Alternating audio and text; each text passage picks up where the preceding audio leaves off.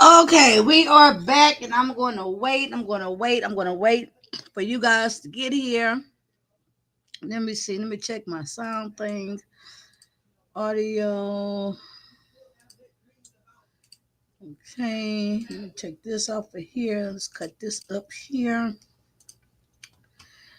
Okay, so let me share this on my wall because there probably no notifications because I've been live. I think this is my first time live though today. Let's see. This is crazy.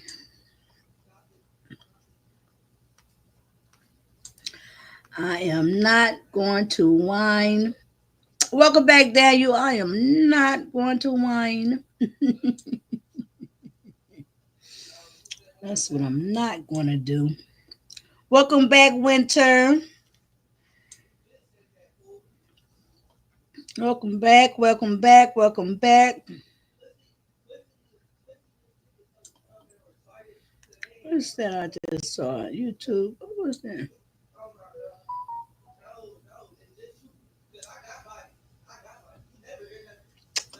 Welcome back, Betty Boo.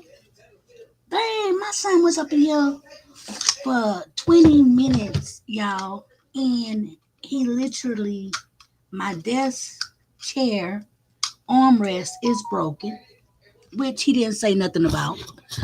And my phone stand holder is broken, which he didn't say nothing about. So maybe that's why my laptop wasn't working, so I can get back in my room before my son just destroys everything. Okay? So, and he up in there on that phone. I think he arguing with his friend, his best friend or something. So I think he was up here tearing up my shit because he up in there mad on the phone. Dang. Oh my God. Today is a day. Let me see.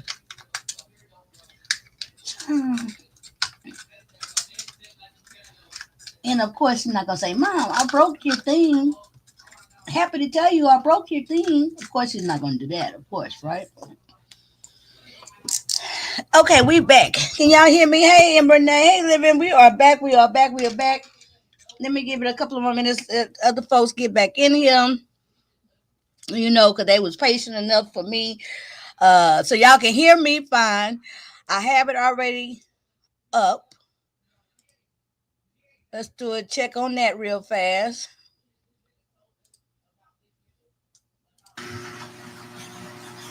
Boom. It's moving. I can hear it. Y'all can hear it. Boom. Okay, 9 people up in here. That's all of us. Thank you. You may be seated. Court is now in session. I'm going on mute. The business that you and Andre had, what was the name of it? The home health business. It was Starlight Homes. And when did the company come into effect? When did it start? Probably 2012, 2013. Now, you had your job with the Air Force, correct? Correct, sir. So the day-to-day business, was that conducted largely by Andre? The day-to-day operations were conducted by Andre.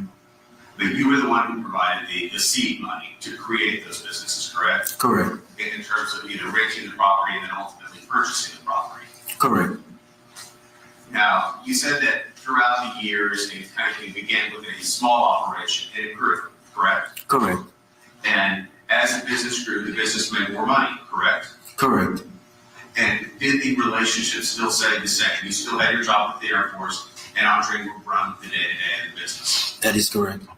Now, at the time in late February, early March of 2019, how many businesses were there? There was 3 in operation and 1 was still in the planning Welcome stage, back, everybody. Hey, stage. Sweetie. Hey, OG. Okay, Woo, so y'all. 3 operations. Everybody in the cloud, Stephanie, everybody. I know y'all working. Sometime in the near future, it's the plan. Correct. Now, you said that you're about 10 and a half years older. Is that correct, from Andre? Correct. Now, you gave her this money so she could start these businesses, right? Well, we were both married at the time, so it's not giving her the money to create his business, but creating a business for our family. And you were the one who had the means to do so. You had a job as well as some savings, correct? Correct. At the time, she was still going through school. She did not have the type of capital in her own name that she was bringing into the equation. Correct. Did you feel like you helped her create these businesses? I did help her create these businesses. You helped make it happen. I did help create the businesses, sir. She owed you. She owed me. I don't think it was like a owe type stuff. We're a family and we're building a business together, so it's not a owe me type stuff. Now, you saw some of those text messages between the two of you on February 28th concerning the business, correct? About the creation of the LLC that you didn't know about. Correct. Now, during those texts, you saw that Andreen referenced community property, correct? Correct. Are you familiar with community property? I am. Are you familiar that Texas is a community property state? I am. That the assets owned by the wife and husband, you essentially own the 50-50. Correct. Now, I now want to call your attention to a visitor that you had back in 2017. Do you know Kadeen Harris? Yes, I do. Who is Kadeen Harris generally to you and Andreen? So I would consider her a friend, but she was mainly Andreen's friend. But during the course of the marriage, I came to know her, so I would consider her a friend as well. So she was initially more a friend of Andreen's, but then you began to know her more so, correct? Right. She grew up in Jamaica with Andreen of some sort. And did she come to visit you in San Antonio in 2017? Yes, she did. And do you remember her bringing her young child with her? Yes, I do. Do you remember during that visit, you attacking Andreen? I did not attack Andreen. Do you remember knocking Andreen over, into Kadeen, and into the child?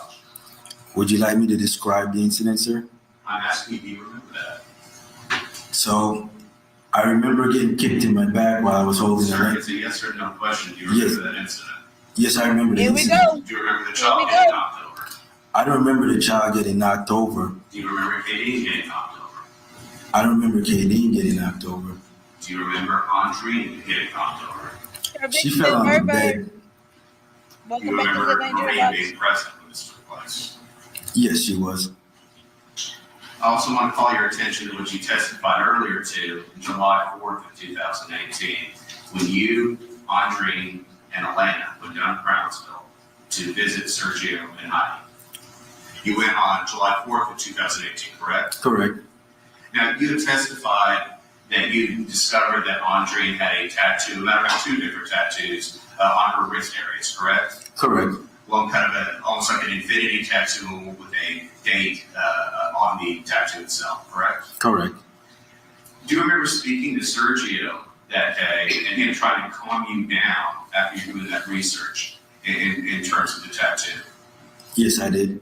Do you remember telling Sergio that you wanted to have him drive you down to the outlet mall? So Thank you, could Betty confront Boop, for the Andreen? $10 super sticker. No, I did Support. not Thank ask him you. for that. Did you go to the outlet mall and Appreciate confront Andreen about the tattoo? No, I did not. So, do you remember both Sergio and Heidi trying to calm you down after your research that you've done on this tattoo? I remember them trying to calm me down as we were arguing inside their house. Do you remember them telling you to stop calling Andreen names and being disrespectful in their household? I remember them telling me to calm down. Do you remember them telling you to stop calling her names? I don't remember the exact conversation, but I do remember Heidi in particular telling me to calm down. Now, you, Elena, and Andreen returned to San Antonio in the same vehicle that evening, correct? That is incorrect. Okay, when did you return? It was just me and Elena that went down there, not all three of us. I'm talking about when you came back to San Antonio. How did the three of you drive together back to San Antonio? It was the two of us, not the three of us. So you're saying Elena was not there? No, she was not. So Sergio and Heidi said that she was there. That would be incorrect. That would be incorrect. So where did you sit when you were driving back? I was in the back seat. And I assume that Andreen was driving? That is correct, sir. You said the drive was roughly 4.5 hours. Is that roughly accurate? That is accurate. Now, you stated to this jury that you had asked for Andre to let you out of the car, and she refused to do so when you were in San Antonio. Is that right? Correct. And that you said that you reached up from behind in the back seat and did something to her face. What did you do? I said I reached up and I grabbed her face, but as I was grabbing her face, this is a normal reaction for somebody to move. So I had nails, so the nails scratched her on her face. Why are you reaching up and grabbing her You face did as she's face driving? That was just out of frustration because I asked her like 10 times and she wouldn't let me out of the vehicle. So did it matter to you that she is driving the car and you were putting your hand in her face? Isn't that a safety risk? At that time, I was not thinking about a safety risk. I was just thinking about getting out of the car. Okay, so Do you back, recall that Andre back. was on the phone with her aunt, Lorna Anderson, during this incident? She was not on the phone with her aunt during that incident. So if her aunt were to say that she was, that's inaccurate. That's a lie. That would be a lie. Do you recall what Andre looked like the following day after you said that you scratched her in the face? Yes, she had, I believe, 2 streaks, like one across here and one coming across down there. Damn, he scratched in the face like a woman.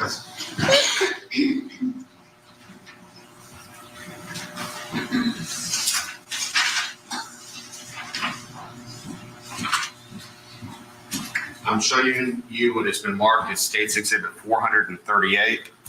Do you recognize the person in those photos? Yes, I do. That photo was taken on July 5th, 2018. Do you recognize the marks that are depicted in those photos? Yes, I see 2 scratch marks that run from top of the face coming down. Okay. Does this photo fairly and accurately depict what Andre McDonald looked like during that time frame? I would assume so. Your Honor, at this time we move into evidence Exhibit 438. Oh my God, listen to this picture. Oh wow. There are objections under rules 403 and 404B. To this line questioning in this photograph, State's Exhibit 430. Tonight. Oh, judge say denied.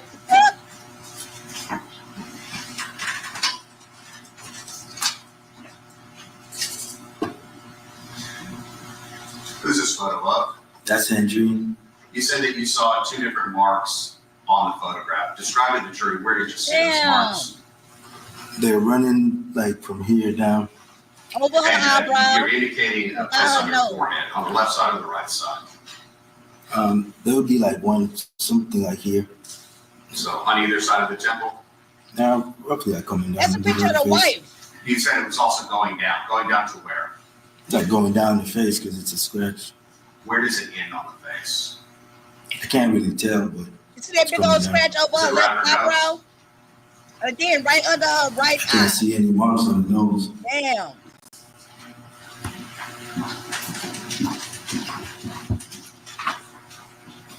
Is that easier to tell? Get him. Where's the mark on the nose? You said that you indicated that you saw a couple marks on her. Where did you indicate that you saw marks? Coming down here on the face. So either side on the forehead. Like, right.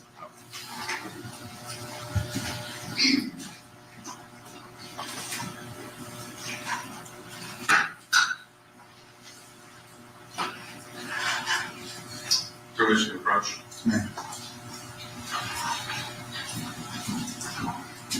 I'm again showing you States 438.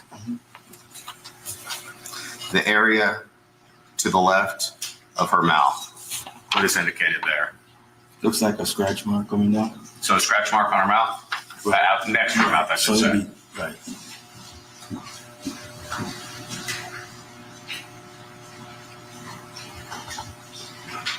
You said that Andre was not on the phone with her aunt during this incident. She was not. I now want to call your attention to Christmas time, December 2018.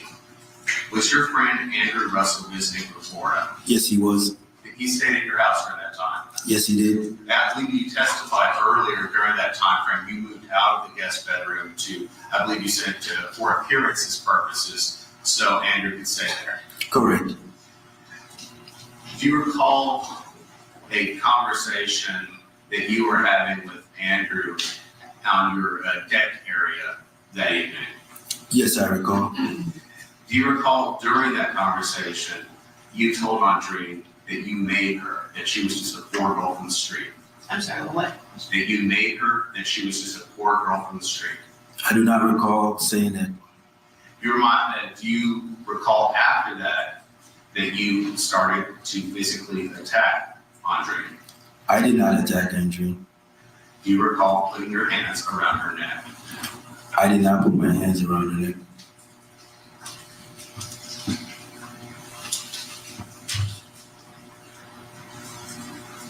And I want to call your attention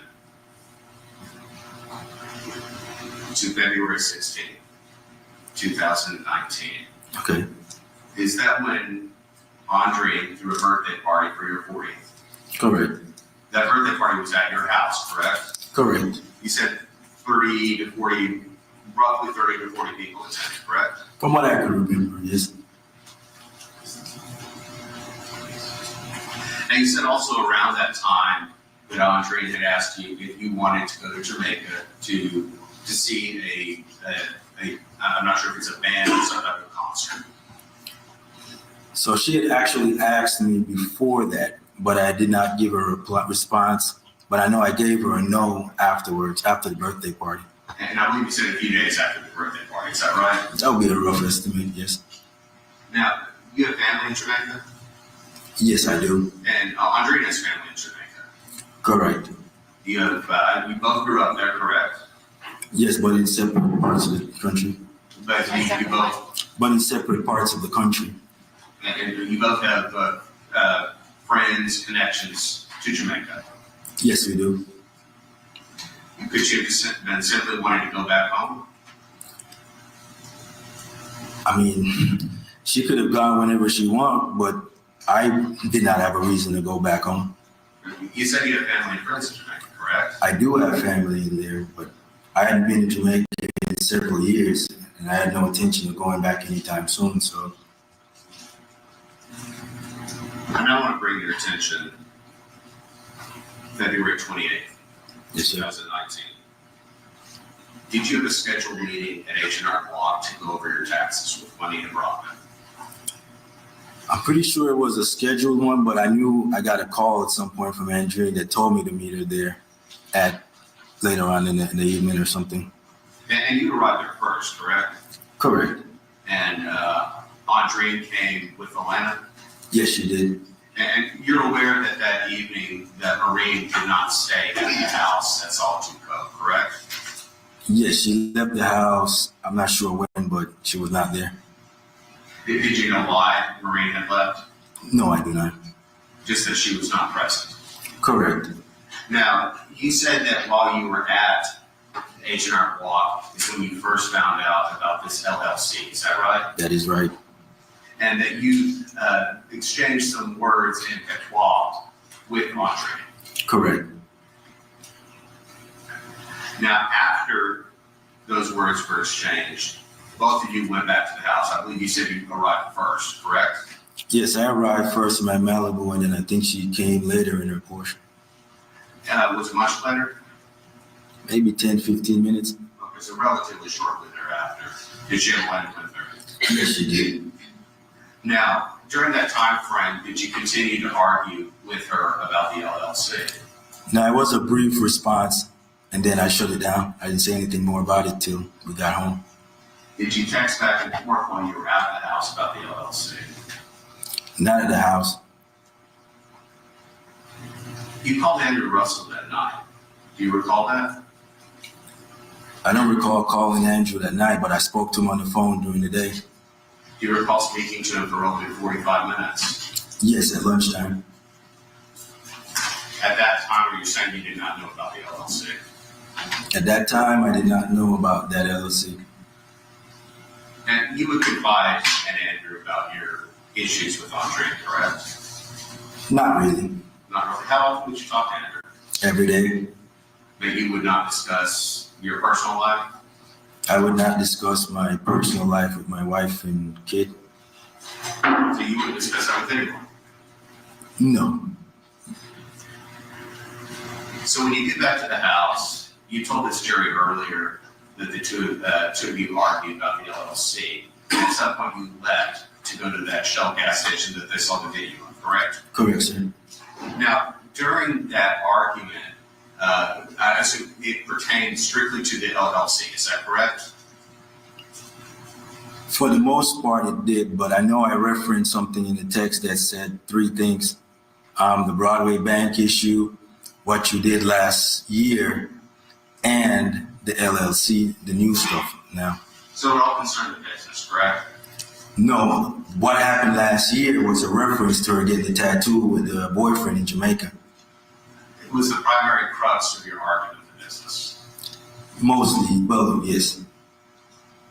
Now, you said that when you argued at the house, you left. Why did you leave? To avoid any kind of confrontation. Were things getting heated at that time?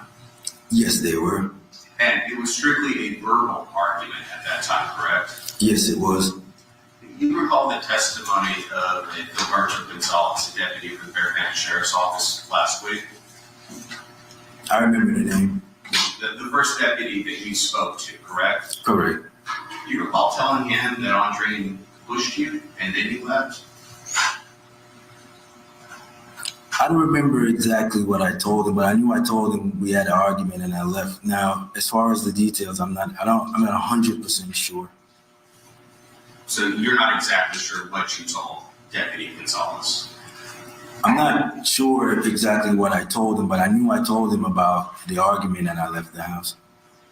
Now, when you go to the Shell station, we saw from the video produced by Mike Begley that there were some communications between you and Andre, text messages specifically, correct? Correct, sir. And the two of you continue to argue about the business, correct? Correct. Previously, you told the jury when you had an argument, I believe it was at Coral Grove, that you left for the night and went to a hotel and then returned the next day. Why didn't you do it that night? So these were two different types of situations. When I said was, when I left the house at Coral Grove, I came back home. It is after I found out she had made a phone call to the police to falsely accuse me of an assault. That's why I left the house again to go to a hotel, because I was going to move out. Well, previously you told this jury that you were pretty upset about this LLC, correct? Yes, I was. And that you were upset that Andre was arguing with you about the LLC, correct? Correct. It was making you more and more mad. Why didn't you leave at that time? I did leave. Why did you come back? I came back home probably like close to midnight. Now, your daughter is with Andre, correct?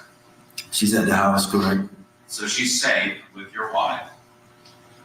I don't assume Andre would hurt my daughter, no. So your daughter's in a safe place.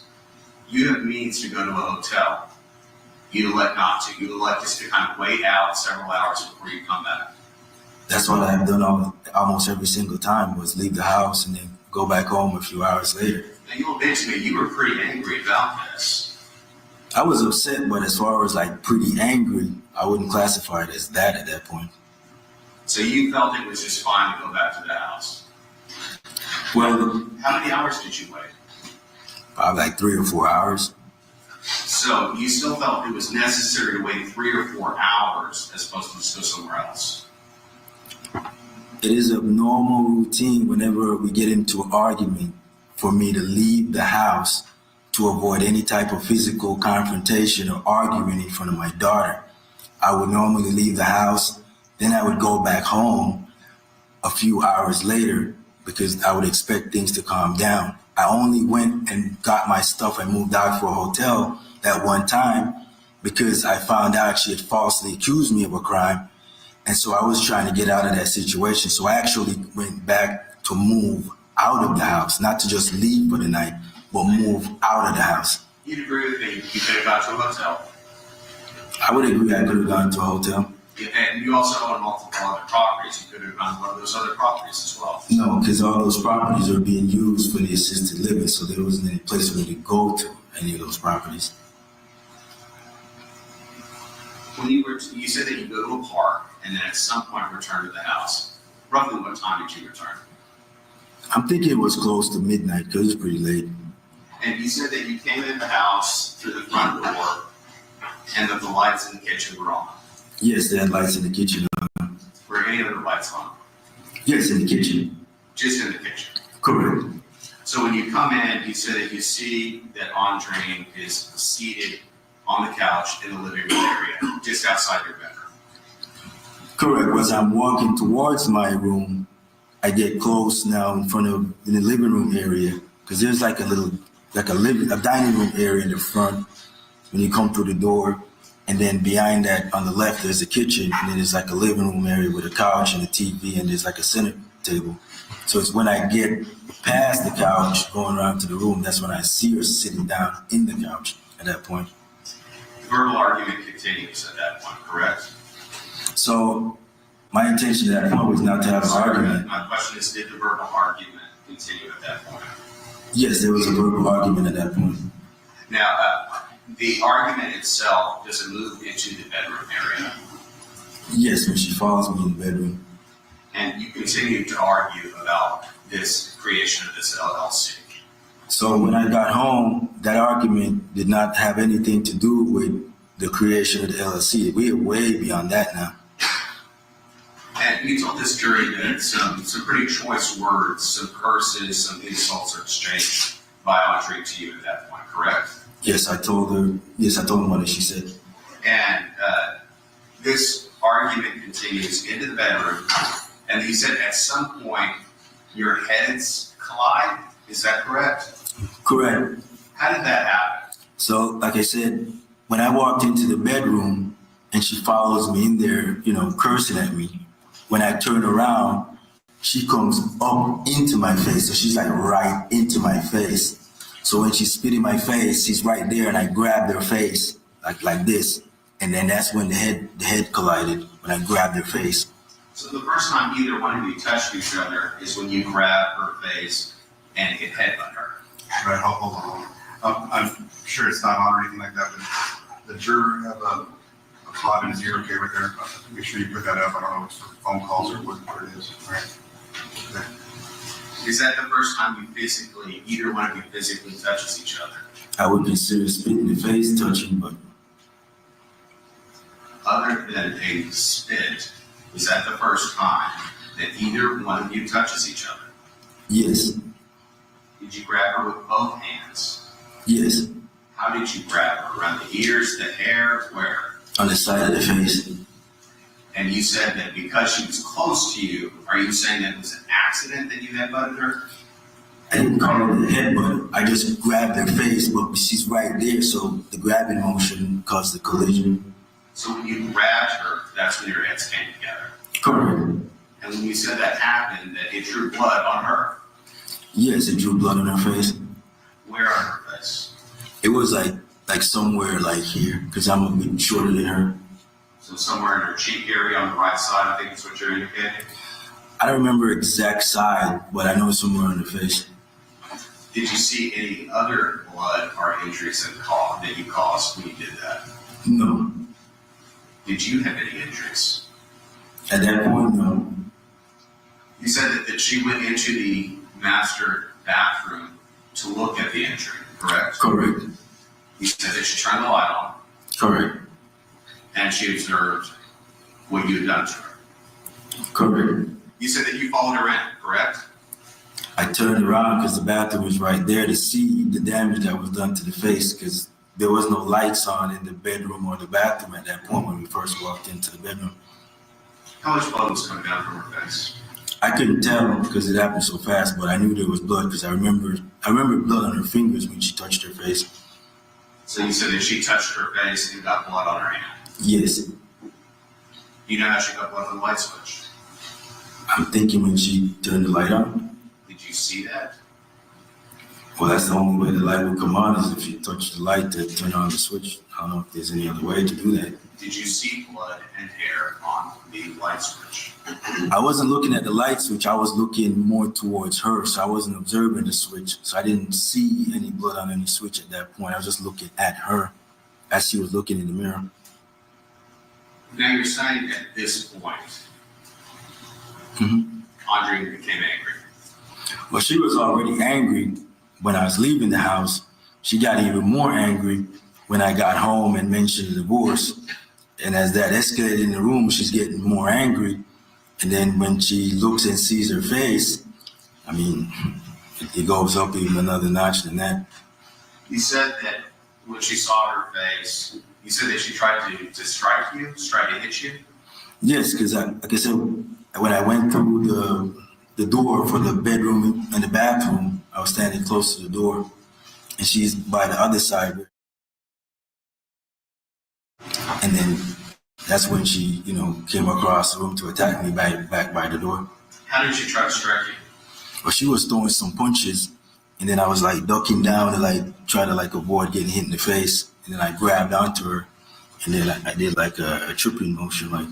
So the way she was trying to contact you was trying to hit you either with her fist or slap you, correct? It wasn't a slap, it was a fist. I'm sorry? It wasn't a slap, it was a fist.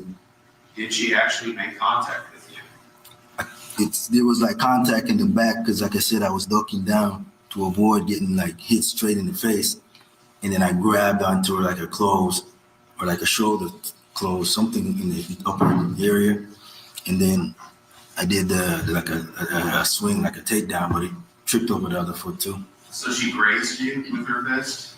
Like probably in the back area. How many times? I don't know, to be honest. Did you grab her quickly after she did that? Yes, that's what I said. I grabbed onto her. She was, wailing on me, and that's when she fell on the ground. What was she wearing? She was wearing a tights and I think like a green sweater or something.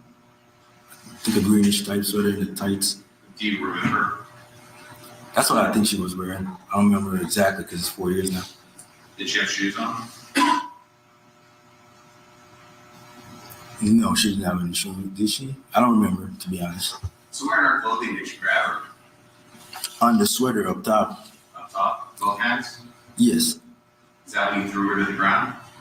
Yes, that's when I got her on the ground. Where did you throw her on the ground? The bedroom or in the bathroom? We were in the bathroom.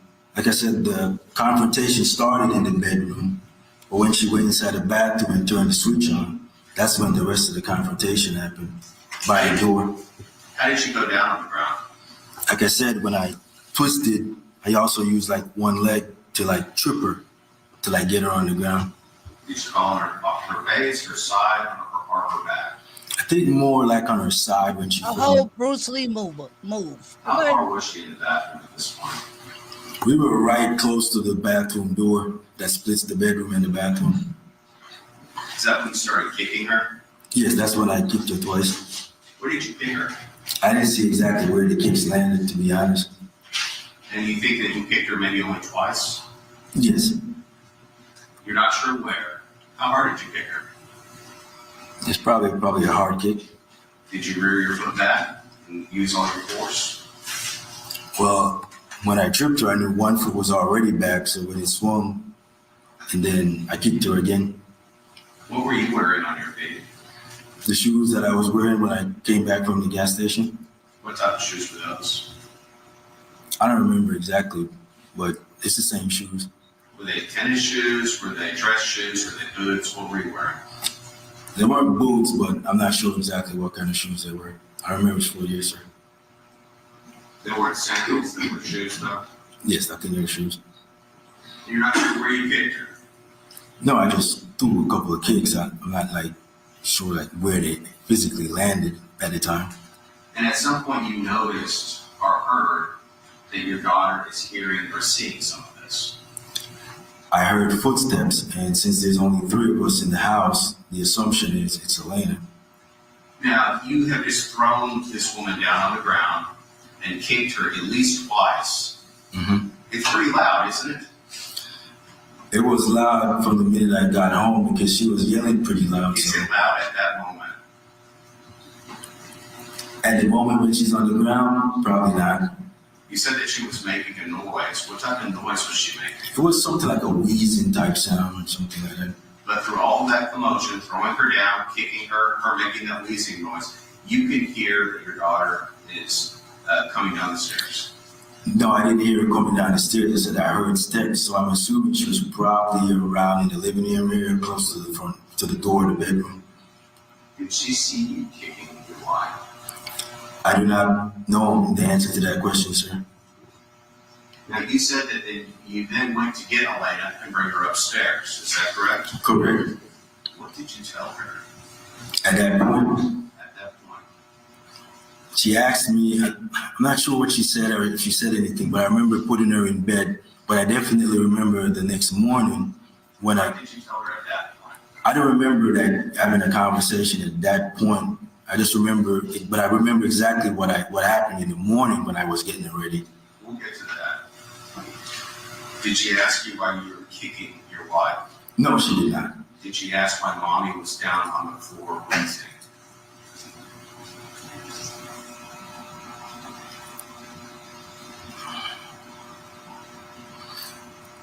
I think the last piece probably that sounded kind of familiar. Like now that you mentioned that, it does sound familiar. Like she had probably said something about mom. She said, "Did mommy fail?" That's what she said. That's what she said. What did you tell her? I said yes. That she fell. Correct. Now, you said that you were up there for about 20 or 30 minutes trying to get Elena back to sleep. Was Elena upset? Not at that point. It took a while to get her back to sleep, though, correct? I mean, this is after midnight, 20 to 30 minutes. Correct. You told her that mommy fell. Was Elena worried about mommy? After I told her mommy fell, no. Did she ask why she was wheezing? No, she did not. But it still took you 20 or 30 minutes to get her back down. Just leave. Like I said, I'm not exactly sure the time, but it would seem like about 20, 30 minutes. I'm not sure. Is that the last time Elena ever saw her mother alive? I'm assuming that it's the last time. Now, after spending this 20 or 30 minutes upstairs with Elena, you returned back to the bathroom, correct? That is correct. At that point, you said that your wife was dead. How did you know? Like I said, when I came back into the bedroom and she was laying on the floor by the bathroom door, she wasn't moving. So instinctively, it's a chair. So I bent over to I moved her face, and I remember trying to put my ear next to her nose to see, there's some kind of breathing going on. And then I think I maybe checked for a pulse or something, but I definitely remember checking for the breathing through the nose. You said that she was near those French doors that open to your bathroom. That is correct. Did you notice the blood on those doors at that time? No, I did not. Now, you said that when you went upstairs to take Elena up, you were wheezing out on dream. Did you think to call EMS, somebody to try to help her at that time? So at that point, I didn't think she was in some type of critical condition. I'm just thinking she probably got the wind knocked out of her from the kicks. From simply just 2 kicks and being thrown to the ground. That's it, correct? Correct. Now, when you come back downstairs and you find out that she's dead, what time is it? It was sometime after 12, probably soon after I got home. So you're not exactly sure. You said sometime after midnight. Correct. I know when I got home, the whole altercation occurred in a few minutes. So if I got home at 12 o'clock, it was probably over. The fight probably 12:05, for sure. And so that's when you started to try to cover your tracks, correct? At that point, I went outside. I know I went outside for a minute just thinking about the whole situation, but it was shortly after that, maybe half an hour, 45 minutes. I'm not sure exactly, but it was after that point So when sometime. you went outside to collect yourself, were you trying to think, what do I do to cover this up? No, I wasn't thinking about covering it up immediately. I'm thinking about, oh my God, what the hell just happened here? And I'm thinking about how messed up the whole situation is. The first thought that I had was, oh my God, Andrene's dead. I'm probably going to get blamed for this. Elena's not gonna have like, basically any parents. And then the second thought I had was, why the hell did this have to freaking happen to me? Because the whole freaking night I spent trying to avoid any kind of situation like this. I left the house purposely to avoid any kind of physical contact. I stayed out several hours trying to avoid any kind of physical contact. When I got home, I'm not expecting anybody to be up. Elena's supposed to be going to school in the morning, getting up at 5:30, and Dream's supposed to be going to the gym at 5. You're not gonna object to narrative at this point. Same. Now, during that whole time frame that you're thinking about this whole situation, did it ever occur to you to get help? At that point, I wasn't thinking about getting help because there's no one to help. You never thought, I need to call EMS, maybe they can revive her, nothing like that? I never thought about calling anybody to revive a dead person, so I'm not sure what you're asking. You're not a medical doctor, correct? No, I do not have any medical background. So you didn't know if there was any life-saving techniques that might have been used at that time? No, I was not aware of any of that. Now, at that point, is that when you go to the garage to get the trash bags for your wife? I know at some point when I got back into the house, I was thinking I need to get her out of the house. And it's at that point I went into the garage and got the trash bags and then went inside the master bedroom and put her in the trash bags. Now, are these just trash bags that you use in your kitchen?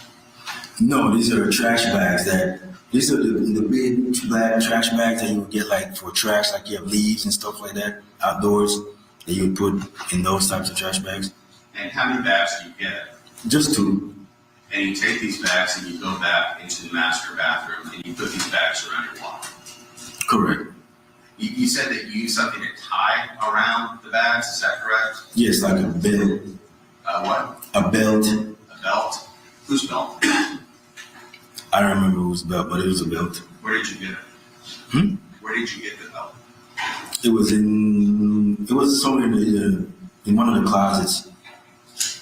And you said that you then dragged her body to your Malibu, correct? Correct.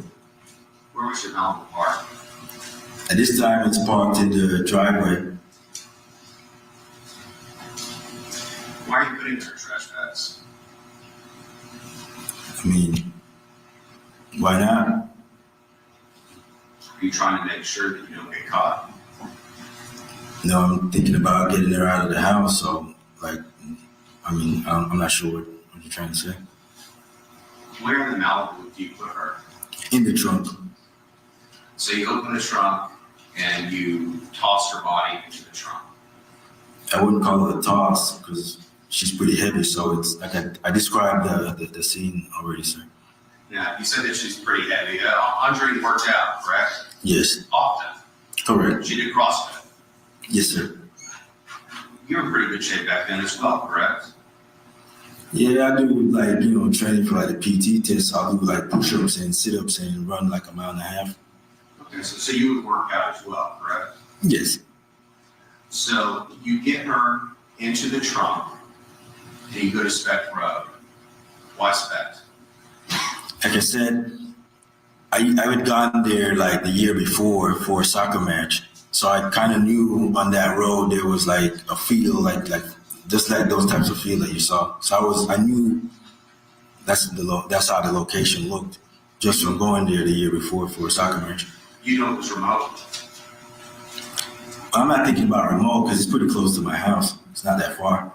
You'd agree with me that the field where you dumped her body is like ranchland, correct? It's like what? Ranchland? I don't know what ranchland is. They're not houses on that property, correct? Right, there's no houses on the property. It's just a field with high grass and shrubbery, correct? So at the time when I put it there was no field with high grass. It was in the wintertime, so there was no high grass. So what Mr. Kovani testified to about the grass being that way in February is not accurate. So the pictures I saw during Mr. Cabana's testimony was in July. When I went there March 1st, it looked nothing like that.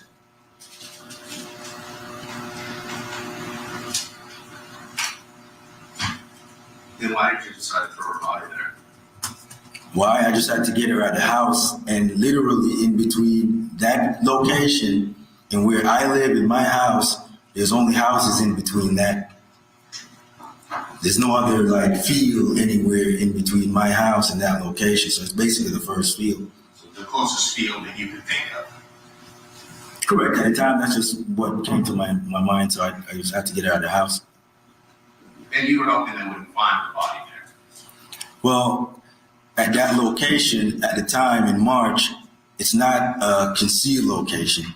Like if you're driving by that location in March or February on Speck Road, it's just some barbed wire fence. It's not something you can hide somebody like permanently. So what was your purpose of throwing her body there then? My purpose at that point was simply to get her out of the house so that my 7-year-old daughter wouldn't see her mother laying on the floor dead in the house when she woke up. You did a search of Vulcan on your phone, your Correct. second cell phone. Is that a company that's down the street from Speck Road, Yes, it is. near the soccer fields? Yes, it is. Why did you search Vulcan? So back in July, as I was looking at the location on the map, I noticed the company was called Vulcan. So I just, out of curiosity, Googled like what the company was.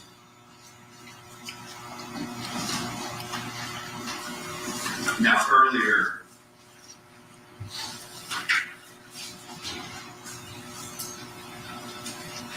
when you left your house with your wife's body in your trunk and trash bags, why did you leave your phone at the house? I didn't have my phone on me. I was just thinking about moving her out of the house. So, like, I don't know, why would I be going down the street and take my phone with me? You had your phone on you earlier today at various places you traveled. Yes, when I left the house, I had the phone on me, but at this point, I'm just trying to get the body out of the house. Like, I'm not thinking like, why would I go get my phone while I'm trying to drag somebody out of the house? Like, why would I go back in to get my phone? That doesn't make any sense. Were you trying to make sure that you wouldn't be tracked to that location through your cell phone? No, I'm not thinking about not being tracked at that point. I'm just thinking about getting her out of the house. Now you're in cybersecurity, correct? That is correct. So you know how those things can be tracked, correct? That is correct. So you're saying that didn't even enter your mind? At that point, I'm just thinking about getting her out of the house. To try to dispose of her body somewhere. Well, not dispose of the body because I didn't do anything to the body at that point. Snap. You did move the body, correct? Correct. Now, when you take the body out to Speck Road, 680 Speck Road, how did you get her through that barbed wire fence? It was quite a hassle. But like I said before, the barbed What wire a hassle. isn't that sturdy. But I either like forced her through on the bottom or like got her on like the bottom and like rolled her over the bottom one. I can't remember exactly, but it's definitely either one of the two techniques. Okay, and I think on direct examination, you said that you can't remember small details like that after close to 4 years, correct? Correct, but it just made common sense. Like, how else would I get it through the fence? It's either gonna be in the area underneath or probably directly above the first Small one. details like the disposal of your wife. Sir, it's 4 years, sir. But like I said, it's definitely one of the two situations.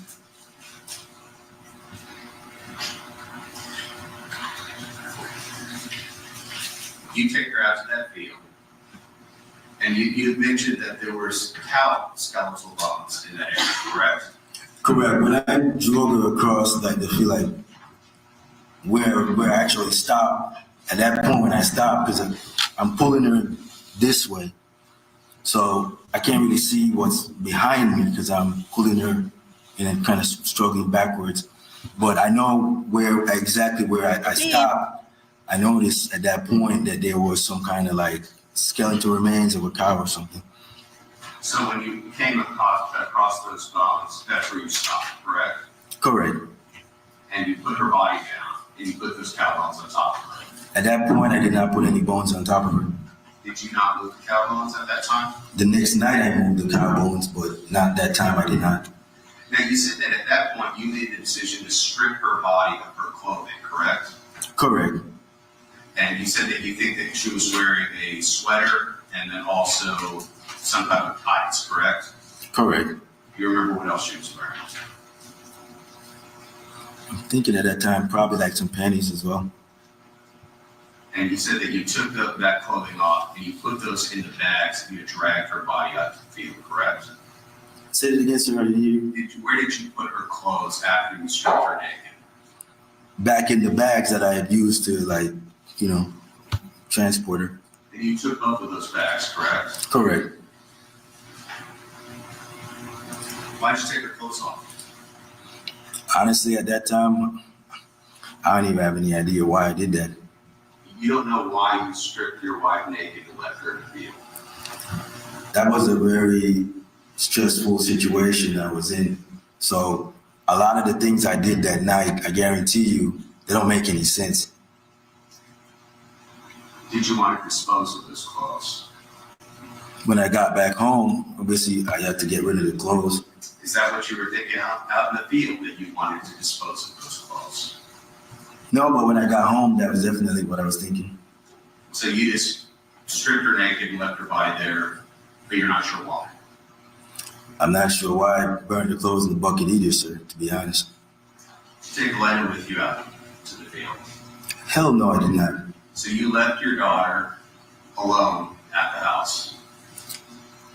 I had a tough choice to make, so it's either get my wife out of the house so my autistic kid doesn't see her mother, then, or leave her at the house. And I chose what I thought would be the better option. Like, why would I want to take my daughter to move her dead mother? That doesn't make any sense in this world. After taking the clothes off of Andre, putting those inside the bag, where did you go next? I went home. Why did you, when you left the tent, when you came back to the neighborhood, why did you use the gate code as opposed to your clicker? If you notice, when I traveled throughout that night, and even when I came home, I used the clicker most of the times. Not the clicker, but the number 1976 most of the times. Why did you do that? Why did you use the gate code as opposed to the clicker? Because that's what I use most of the times. Now, this jury saw earlier that clicker was in the Malibu, the same vehicle that you had that evening. Was the purpose of using the gate code so it would be harder to find who did this? Mrs. Spear, most of the times that I go through that gate, I use 1976 gate code. Even when you have the clicker in your vehicle? Yes, sir. What time did you get back to the house? Okay, y'all, I have done so good. I have got to interject right now because you know he lying because that lady told us, the neighbor. Okay? The neighbor told us the only thing she had to even say, period, the only reason why they put the neighbor on the stand was to give testimony that when you use the keypad at the gate, you damn near get electrocuted every single time. The neighbor said every time for a long time at that gate, when you type in the security code, you get a strong, almost like an electrical shock. Just wanted to remind y'all that. And he's sitting there saying he always put the gate code in, even when he got the clicker. Boy, boo. And that body, that cow carcass was already in the field because that's how the stranger who found the body found the body. He was going back to retrieve the cow skull. I said, as a side note, somebody needs to check that man out, okay? What a weirdo. Oh, a snack, you didn't miss nothing. We decided a couple of days ago that the show format is now called the Best of Trial Watch. Well, we just watch all the good parts. It was pretty late, probably 3 o'clock or 2:30. I'm not sure, but it was pretty late. Were you out at that field for a while? No, I wasn't at that field. I don't know how many times, but like I said, it's the part next to the fence, push her through the gate to the fence, and struggle across, and then take the clothes off and leave. So I'm not sure how long that would take.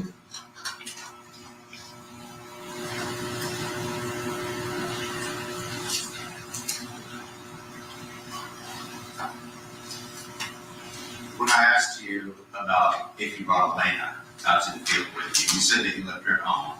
Correct. That was the only decision you had to make. You had a tough decision to make about what to do, correct? Correct. She was asleep, so why would I wake my daughter up to take her to the home? That doesn't make any sense. And never during any of this time did you think to call 911.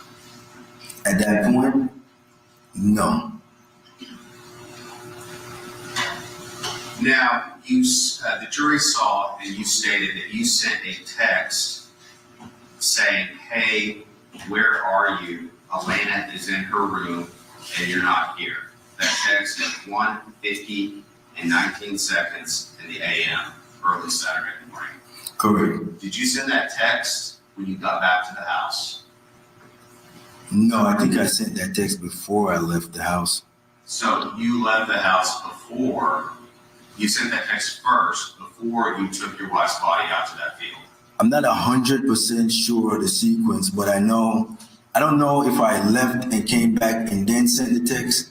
I'm not 100% sure of the sequence, sir. Then you also sent a text, not quite 2 minutes after that, stating, "And for your info, this has nothing to do with anyone but us. You shouldn't have opened the LLC without me." That's at 1:52 a.m. That is Andre correct. is dead at this point, correct? That is correct, sir. The purpose of these texts, are you trying to cover your tracks? So at that point, like I said, once I got rid of her out of the house and I came back, and I'm thinking about like the situation now, like literally in the morning, she's supposed to go to work. At some point, somebody's gonna want to know. And it's at that point, like I'm thinking, I'm panicking, but at the same time, I'm thinking about the whole situation. You know, the mom is dead. I'm probably gonna get blamed. My 7-year-old daughter doesn't have both parents. And it's at that point, like I said, I start thinking about, okay, I'll just get her out of the house and then I'll just pretend I don't know where she is. So at that point, you're hoping nobody finds the body. I'm not thinking nobody finds the body. I'm thinking nobody believes anything happened to her at my hands. Now, you called Cindy and Johnson, she's your sister-in-law, on Friday, not last week, but the week before, correct? That is correct, sir. And you spoke to Cindy and also your mother-in-law, Hyacinth Smith, who goes by Marie, correct? Correct. And you said that you even called Marie mommy, is that right? That is correct. Kind of a term of endearment, correct? Correct. Now, you said that you wanted to tell them the truth, what happened, before they heard it in court, correct? So I actually wanted to tell Is that Maureen the truth. Yes. correct? Yes or no? Correct. But you wanted to talk to Maureen specifically, correct? Correct. That was the purpose of who you were trying to reach. Right. Now, you obviously were here when Marie and Cindy testified after that conversation. I believe it was 41 minutes in length, correct? Correct. Now, are you saying that they're lying about what they told this jury? I said the framework of what they were saying is somewhat true, but a lot of some of the key details obviously is incorrect. Are you saying that they're trying to be deceptive and leaving out aspects as to what you told them? I'm not saying they're trying to be deceptive, sir, but during the conversation, Cindy was crying a lot. And Maureen started crying, I'm crying. So it's not like a normal conversation that we were having. So during the course of the crying, it is understandable that some of the details under that kind of circumstance probably got misconstrued or something. So you recall them testifying that Andre could not fight you because you were too strong. I mean, that's kind of ridiculous for me to say that. I said Andreen want to fight me. I didn't say Andreen can fight me. So you're saying that both Cindy and Marie, when they testified to this in court last week on Monday, they were lying about that. I'm not saying they were lying. Like I said, during the course of the conversation, there's a whole lot of crying going on the phone. That's just the honest truth. A simple phrase or phonics like wah or kya sound pretty much the same in a certain type of scenario. If you're crying and you hear wah or kya, they kind of sound the same. That's why I said I don't consider what they're saying to be lying. I just said during that conversation with Cindy crying and then me start crying and then Maureen start crying, it is understandable that simple like a phonics to say wah or kya sounds pretty much close, but that's kind of ridiculous for me to say she can't fight me when, I mean, you've seen that dream. Now, you're strong as well, sir, correct? I'm relatively strong for my size, yes. Now, so you're saying that they may have just misconstrued and left out that huge critical detail when they testified. Like I said, during the course of that conversation, there's a lot of crying, so it's easily understood how that could be misconstrued, but anybody can see us side by side. I mean, that's kind of ridiculous for me to say that she can't fight me. Now, you heard both Cindy and Maureen testify that what you told them is that Andre never laid a hand on you. At most, she spat on you. I said the way the conflict started when I got into the room is when she spit in my face. That is the first contact, but you don't describe it as a physical contact. But where we're from in Jamaica, that is absolutely a physical contact to start a fight. Now, listen to my question. Sir, When Cindy and Maureen testified, they said at most, Andre spat on your face, that she never physically touched you. Do you recall them testifying as to that? I don't recall them saying that. I know they said like there was something in the room and you asked like what happened and I think they said something like they thought it was like a spit in the face and then there was something happened and they didn't know how the blood got on the switch. That's what I remember from the testimony, but you can pull it up and read it back to me. Okay, but you don't recall them saying that she never laid a hand on you? I think you're referring to in the bedroom. No, she did not. But you recall them never saying, from their rendition, what you told them, that she laid a hand on you. Do you recall that? Yes or no? I don't recall that. Also, do you recall both of them stating that you stomped on Andre repeatedly? I remember Maureen said there was a kick, and I remember Cindy referred to a stomp. So you're saying that you simply just kicked her twice. I kicked her twice. Did you ever use the word stomp? No, I did not. Do you recall telling people that you always wanted to lift at least 100 pounds more than Andre? No, I don't recall telling anyone that. Do you also recall telling Cindy and Marie that Elena saw you stomping on Andre? I absolutely did not tell them that. So they're incorrect in that. If they said Elena saw me stomping, that is an absolute lie. But I never told a single soul in this world that Elena saw me stomping anyone. So you're saying your mother-in-law is lying about that? I don't recall her saying that, but if that's what she said about me saying that, that is an absolute lie. The next morning at 7:09, you send a text to Andre saying, "Me feed the dogs." She's dead at this point, correct? Yes, sir. She's been dead for several hours at this point, correct? Yes, sir. What's the purpose of sending that text? The same as the one in the night before where I said, "Where you at?" It's just a normal routine at that point. A routine of trying to cover your tracks? At that point, I would say it's a routine of that, correct? Now, you said that you see Elena off onto the school bus that morning, correct? That is correct. And she takes the bus to school, right? Yes, sir. And this is a Friday, March the 1st, so she would have school that day at Speck Elementary. Yes, sir. When you got her ready that morning, did she ask you, "What did you do to mommy?" She asked me, "Where is mommy at?" That is the exact words. I remember it for years for sure because my daughter said it. She said, "Where is mommy?" And you lied to her, correct? At that point, I did. I said she's at the gym. Had you cleaned the bathroom at that point? There was some blood saliva that came out of her mouth on the floor, and I think I took like a paper towel or something, or I'm not sure. Hold up. I think I used like a sponge or something. I'm not sure, but I know I cleaned that up off the floor. So you cleaned the floor. Did you use like a cleaning solvent, bleach, anything of that sort? Yes, I threw some bleach at that spot. And you think you might have used a sponge, but you're not sure what. It's either a paper towel or a sponge. What did you do with that stuff? The paper towel or sponge or whatever you used? They were thrown in the same bag that I got threw away the next morning.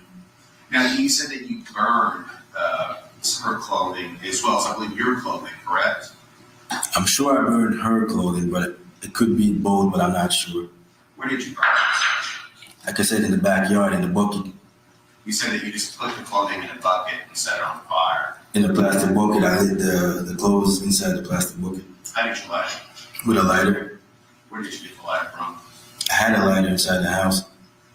Did you use any accelerant on the clothing? Did you pour anything on it? No, I did not. You simply just set it on fire using the lighter, pressing it to the clothes. Yes, if you light clothes, it just normally lights without any kind of like chemical. Why? At that point, when I got back in the house, Why are you setting this stuff on fire? like I said, sir, at that point, I made a conscious decision. Like, I need to get her out of the house, and I'm just going to pretend like she left. She's already out of the house. Why are you burning her clothes?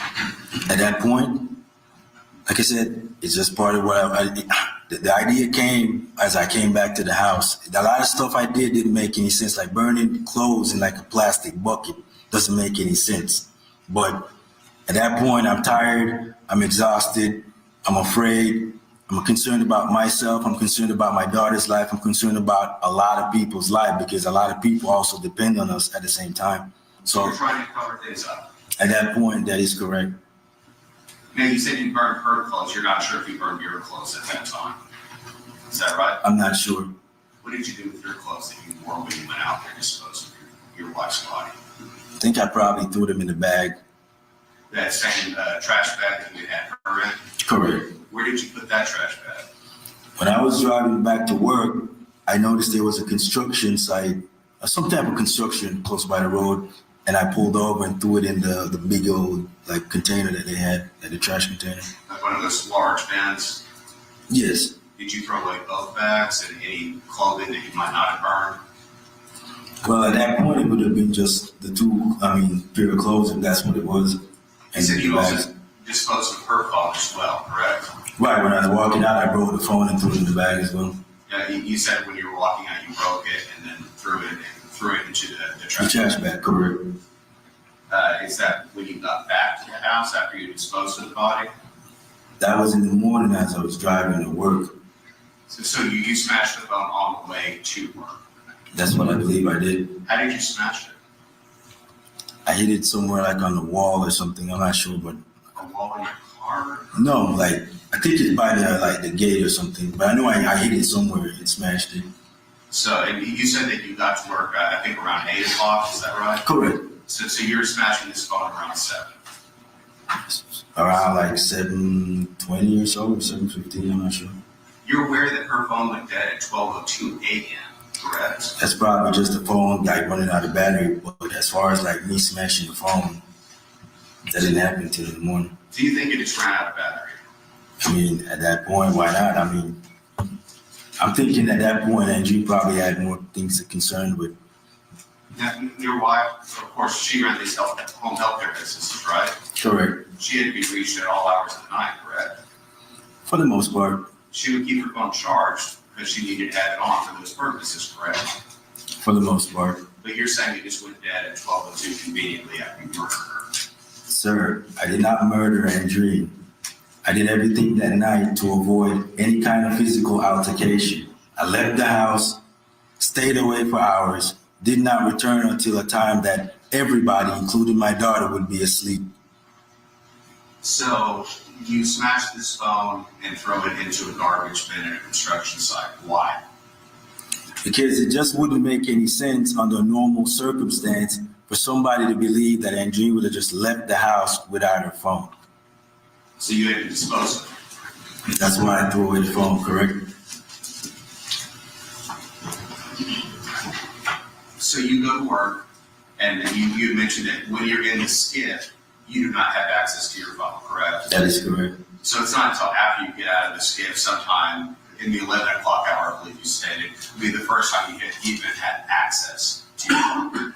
That would be correct. You said that you received several missed phone calls from people that know and love Andrea, Judy Lorenzana, Maureen Smith, and Caroline Gamble. No, I said I missed several phone calls from Carolyn Ganbar.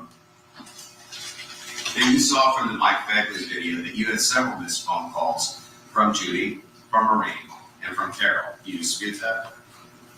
I remember noticing that I had missed phone calls from Carolyn Ganbar. That's why she's the person I called on the phone. So when you speak to Carol and she asks you, she expresses her concern and asks you where Andrea is, you lie to her, correct? That is correct. You tell her, oh, maybe she's at work, correct? No, I said maybe she's at the house. I'll go home and check. And when Carol tells you that's not true, we've been at your house, that's when you decide, I need to go back to the house, correct? That is not true. Carol never told me on the phone that she had been inside my house. So when Carol testified to that last week, she's lying. That is a lie. So when you get back to the house, you're the first one there. Do you do more cleaning? No, I did not. So you change your clothes, correct? That is correct. Now, you don't clean anything from the area. No, I didn't clean anything else from the area. So you just strictly came back to change. You said you were going to look for her. Do you remember Carol saying that you were going to look at area hospitals? I said I was going to the hospital close by the house. Why didn't you go straight to the hospitals then? Why didn't I do Why what? didn't you go straight to the hospitals as opposed to going home? I went from work to my house. When I got to my house, changed my clothes, shortly after that, Maureen and Carol came through the front door. As I was I think I was coming out of the bedroom. At that point, as I was walking by them, they're like, where you going? And I said, I'm going to the hospital. Is at that point I went to the hospital. I didn't leave work to go to a hospital. I went to go home to basically go home. It's when they came into the house. I was just trying to get out of the house at that point to avoid him.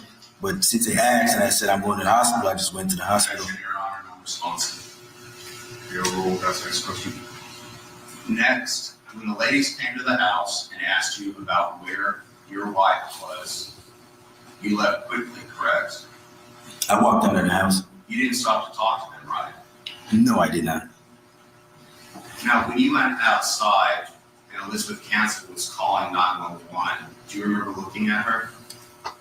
When I was at the house leaving, the only 4 people I actually saw, I did not even know Elizabeth was there. I saw Judy Lozano, Tommy, Maureen, and Carol, because those were the people that came into the house. When I walked through the front door, my head was looking down in the ground. I never even knew Elizabeth was there. Do you remember them testifying that you ran to your car when she was on 911? I didn't run to the car, I walked to the car. So Elizabeth's lying about that. I did not run to the car, so I just said I walked to the car. Now, you went to this Baptist hospital off of Overlook. Correct. You know your wife was dead in the field, correct? That is correct. So is this just yet another attempt to try to cover your tracks? There's nothing to cover because obviously if she's not at the hospital, there will be no information at the hospital to cover anything. That's just me getting out of the house. You're the only person who knows where she is at this point, correct? That is correct. So you knew she's not going to be at the hospital. That is correct. So is this just a ploy to try to cover your tracks? That is not a ploy to cover the tracks because there is no way to go to a hospital that somebody is not at. I don't know how that would cover anything. How close is this hospital to your house? Probably like 5-10 minutes. Why did you leave your phone at the house? Sir, when I was coming out of the bedroom, there's these 4 women coming into the house, okay? At that point, I'm just trying to avoid these 4 ladies Why are you trying to avoid them? I'm trying to avoid it because it was just a sad situation. Like, I mean, it was just a sad situation. I was just trying to basically avoid him. That's the honest truth. You said it's only about 5 or 10 minutes away from this hospital. You were gone for a while. Where did you go? I said I was gone probably 15 minutes or so, but when I left the hospital, I had pulled over and I was just there like, sitting because here it is. These women are back at the house. I'm going back home. And this is a whole messed up situation. Like honestly, man, I just wish none of this would just happen. Like if I could go back in time, I'd probably just gone to Houston. But it is what it is. I probably should have called the cops at the time, but I did not, and I'm definitely sorry about that. I wish I could go back in time and go to Houston. So you just pulled over and you're just kind of thinking about what you need to do next at the hospital. I'm not thinking about what I need to do next. I'm just thinking about the whole situation. Did you go to Speck Road? No, I did not go to Speck Road. Did you go to check to see if her body was still there? No, I'm not thinking about going to check on the body. Why would I do that? Now, when you come back to the house, you speak to Deputy Gonzalez, correct? That is correct. And you told Deputy Gonzalez that Andre pushed you, correct? I don't recall saying that she pushed me. I think I'm pretty certain I said we had a fight and then I left the house. So you don't recall Deputy Gonzalez saying that you had an argument, she pushed you when you left the house, and when you came back, you couldn't see her, you couldn't find her, and you figured that she was upstairs. I do not recall saying she pushed me because when I left the house the first time, I'm absolutely certain there was no physical contact. So if that's what he wrote down, that's what he wrote down, but I'm absolutely certain there was no physical contact when I left that house the first time. So I'm pretty sure I didn't tell him. I'm pretty sure I said we had like a verbal fight. So Deputy Gonzalez is lying as well. I don't recall him saying that, but if he said that, that is not true. Now, at this point, your house is searched. We find that Andre's blood is on that light switch. Andre's blood is on the French doors in 2 separate places. They're at your house for a while, correct? That is correct. And they don't leave until sometime after midnight. Now this is pulling into March 2nd, correct? Correct. And they take 2 of the vehicles from the house, the Traverse and the Malibu, right? That is correct. They leave 2 cars, the Jaguar and the Porsche. That is correct. Was the Porsche still in the garage? Yes, it was, sir. The Porsche is the car that Andre usually uses, correct? Correct. And the Jaguar was more your vehicle, correct? That is correct. And the Malibu was your day-to-day vehicle, correct? Correct. And the Traverse, the vehicle used for the company. And Basically, like grocery shopping and stuff like that. now, how long did you wait before leaving and before the police left, before you went back out again? It was probably soon after that. It wasn't no long time. So at this point, you used the Porsche Macan, correct? Correct. Now, you stated that you left and that you had forgotten that, you might need a flashlight, so you came back into the complex, correct? That is correct. Now, this time you used the clicker instead of the gate code, right? When I was driving Andrew's car, I used the clicker. Now, earlier you stated that you would always enter the gate code in your Malibu even though you had a clicker. Why do you do this on the Porsche? So Andrew always uses the clicker. So the clicker is like right above on the visor, above the front windshield. Okay. When I drive my Malibu, most times I don't even have the clicker in the car because most of the times I only have one clicker, but I drive 2 cars. So a lot of the times when I drive like the Jag, I leave the clicker inside the Jaguar. So it's not a situation where most of the times I'm driving the Malibu and the clicker is in there. So I just got accustomed to not using the clicker most of the times when I'm driving the Malibu. But the clicker was in the Malibu, the one that was seized by the police. That is correct. You're aware of that. That is correct. So you stated that shortly after the police leave, you go out again, this time in the Porsche Macan, to Speck Road. That is correct. Now, Elena is with Marie at Coral Grove, correct? That is correct, sir. So she's safe with her grandmother. That is true. What was your purpose of going out to SPECT at that time?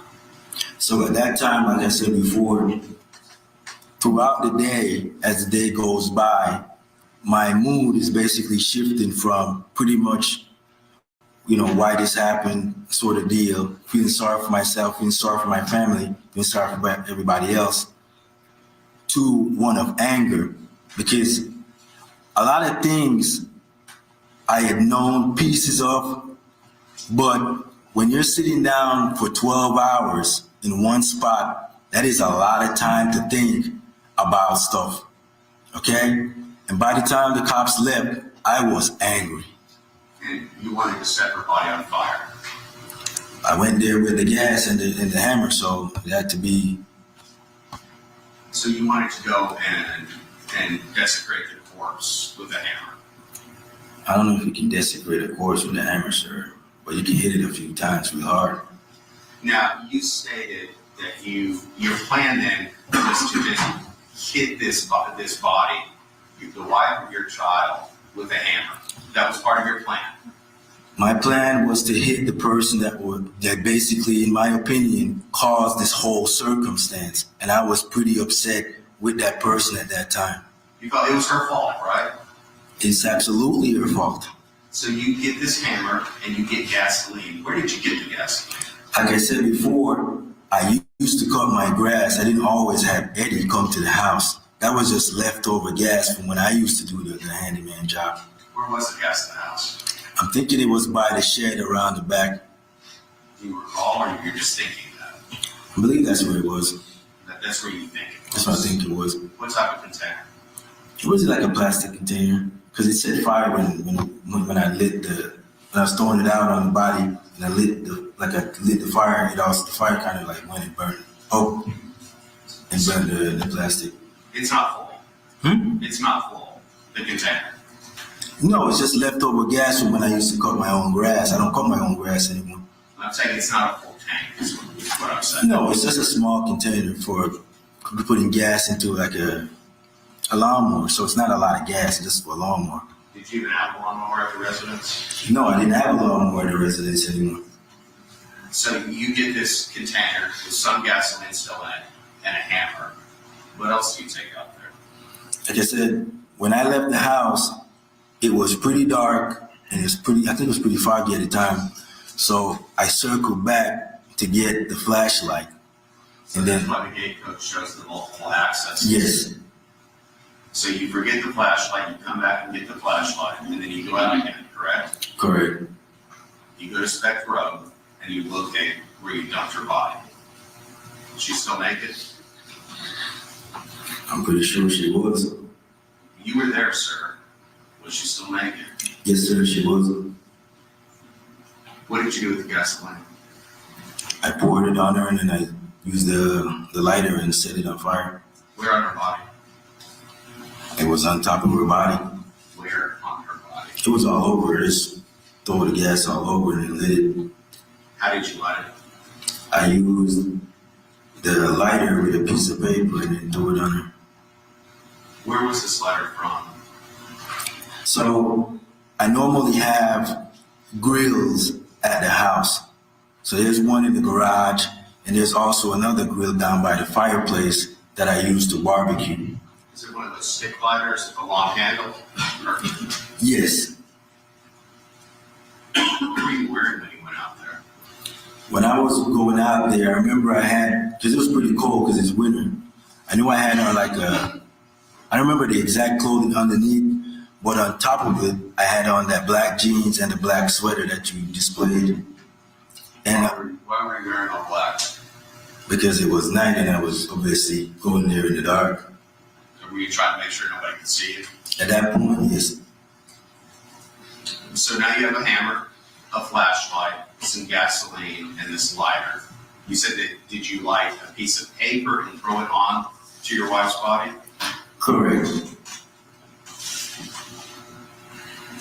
How long did she burn? Maybe like a minute or two. It wasn't that long. Now you saw when Dr. Molina testified, some of those bones from the cow that had been scorched and burned. Right.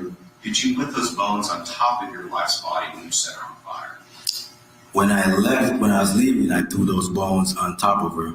As far as how those bones got in that condition, I have no idea how Was the she bones. still burning when you threw those bones on her?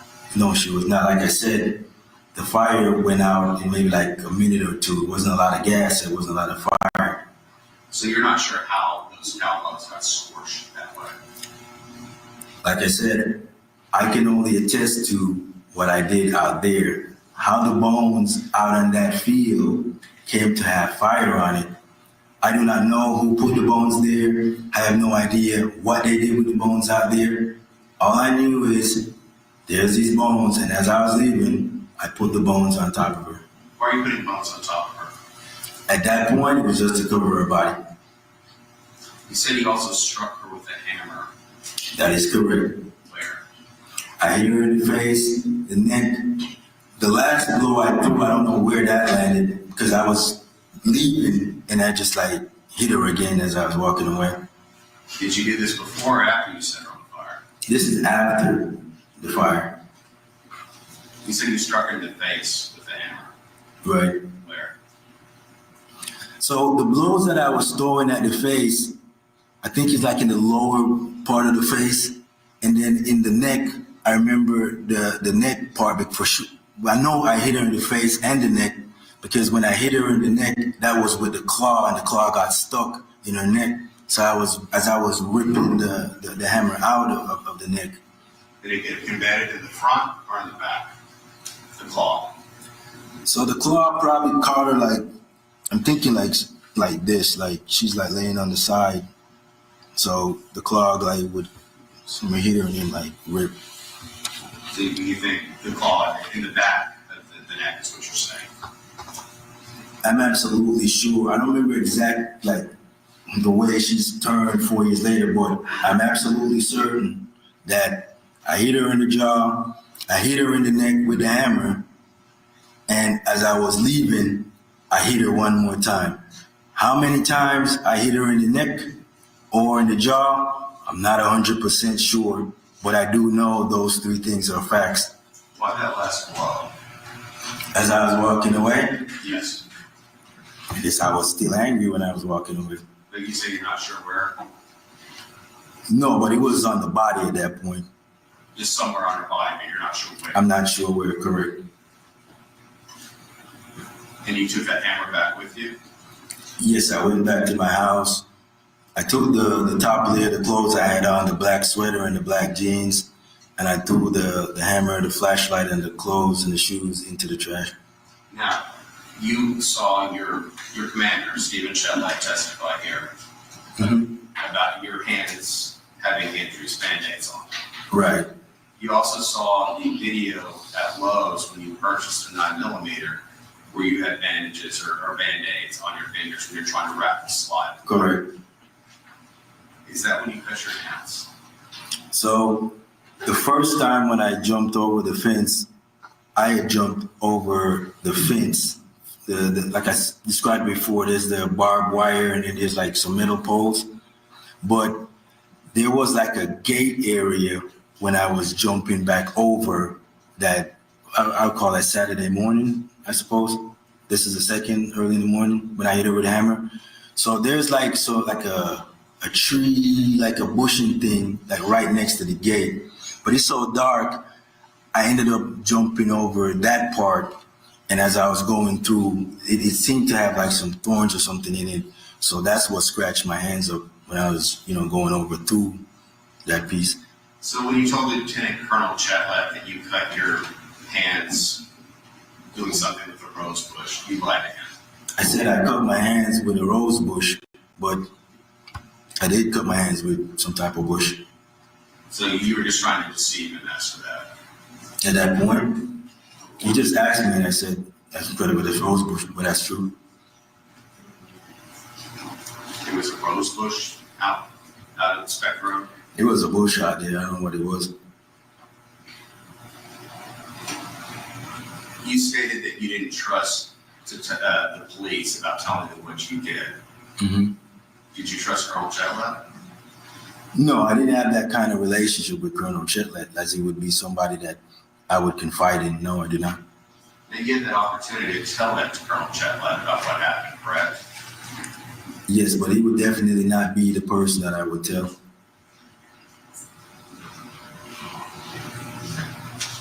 Now, you had a closer relationship with Major Hernandez, correct? That is correct.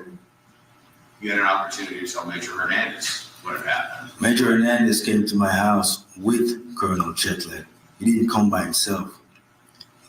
So, but you could have told Major Hernandez and you chose not to. In Correct? theory, that is correct.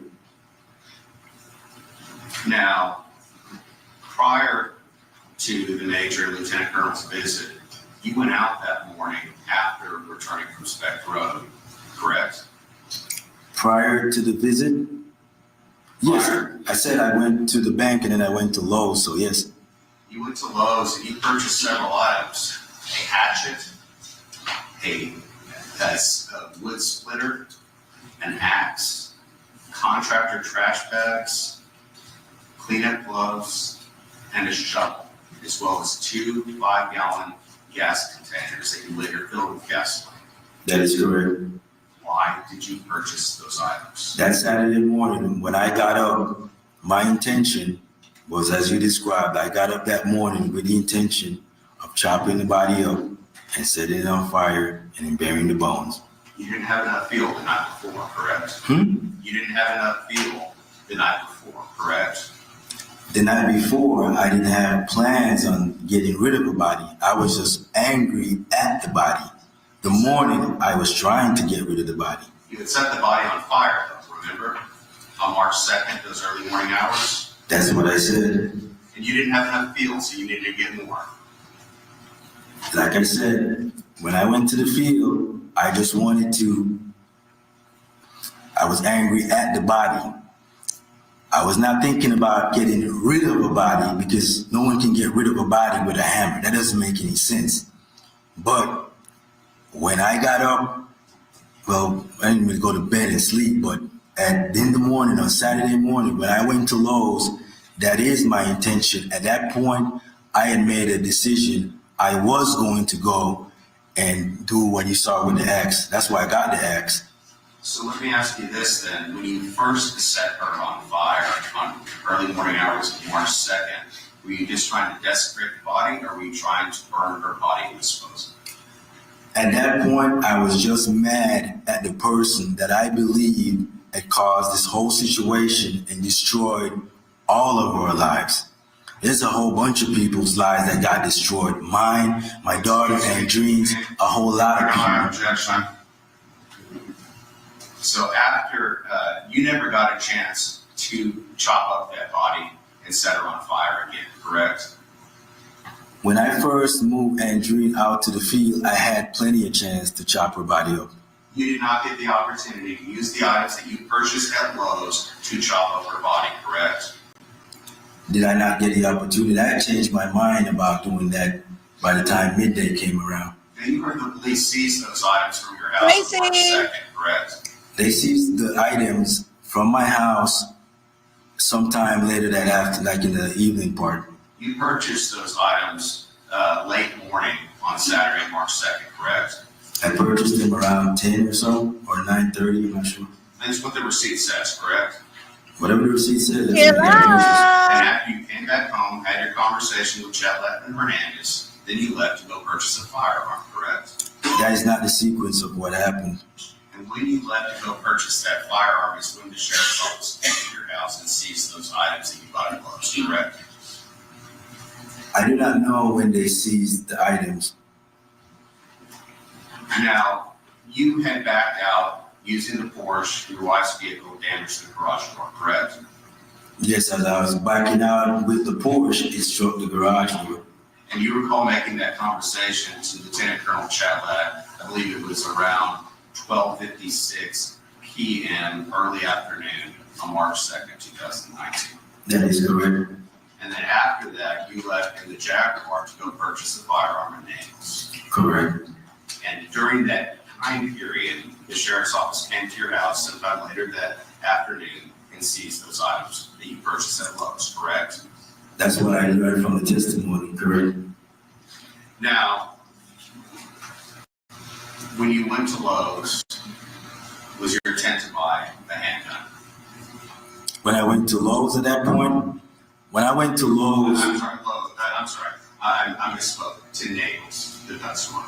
so when I left the house to go to Naples, at that point, with all the situation with folks accusing me and stuff, my point was to get a firearm for protection, correct? So you went to get a firearm for protection. That is correct. Now, you also heard that the police found that hammer, a working flashlight, and those black clothes, and a trash bag, and a trash bin inside of your garage, correct? Yes, from the testimony, they found it that Saturday morning. Well, the Saturday afternoon, I should say, first Friday, Saturday evening. That black hoodie, the one that I believe says is a Victoria's Sport, Right? that's a woman's hoodie, correct? Correct. Is that the hoodie that you were wearing? That is correct.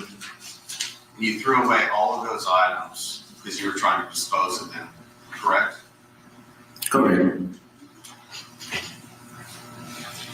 Now, later on March 3rd, 2019, you were arrested for tampering with evidence, correct? That is correct. Now, during that pendency, all the way until mid-July, you're aware that hundreds, if not thousands, of people were searching for your life, correct?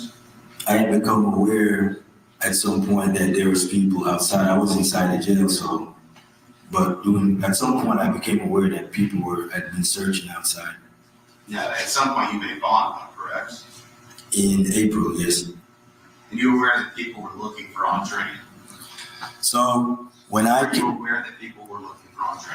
I was aware that there was a big surge going on throughout March when I was incarcerated. And I also remember Terry Salazar in March calling off the search. You were aware that citizen groups and volunteers continued to search for Andre during that At time? that point, no, I was not aware that people were still continuing, but I do remember during March there was some searches going on. Sir, you've answered my question. Were you also aware that Maureen, your mother-in-law, and your daughter were trying to find out what happened to their daughter, their mother? So when I came home, Were you aware I was not aware of any of that. that they were holding out hope that you might still be alive? I was not aware of any of that. I had no contact with Elena, so no, I was not aware of any of that.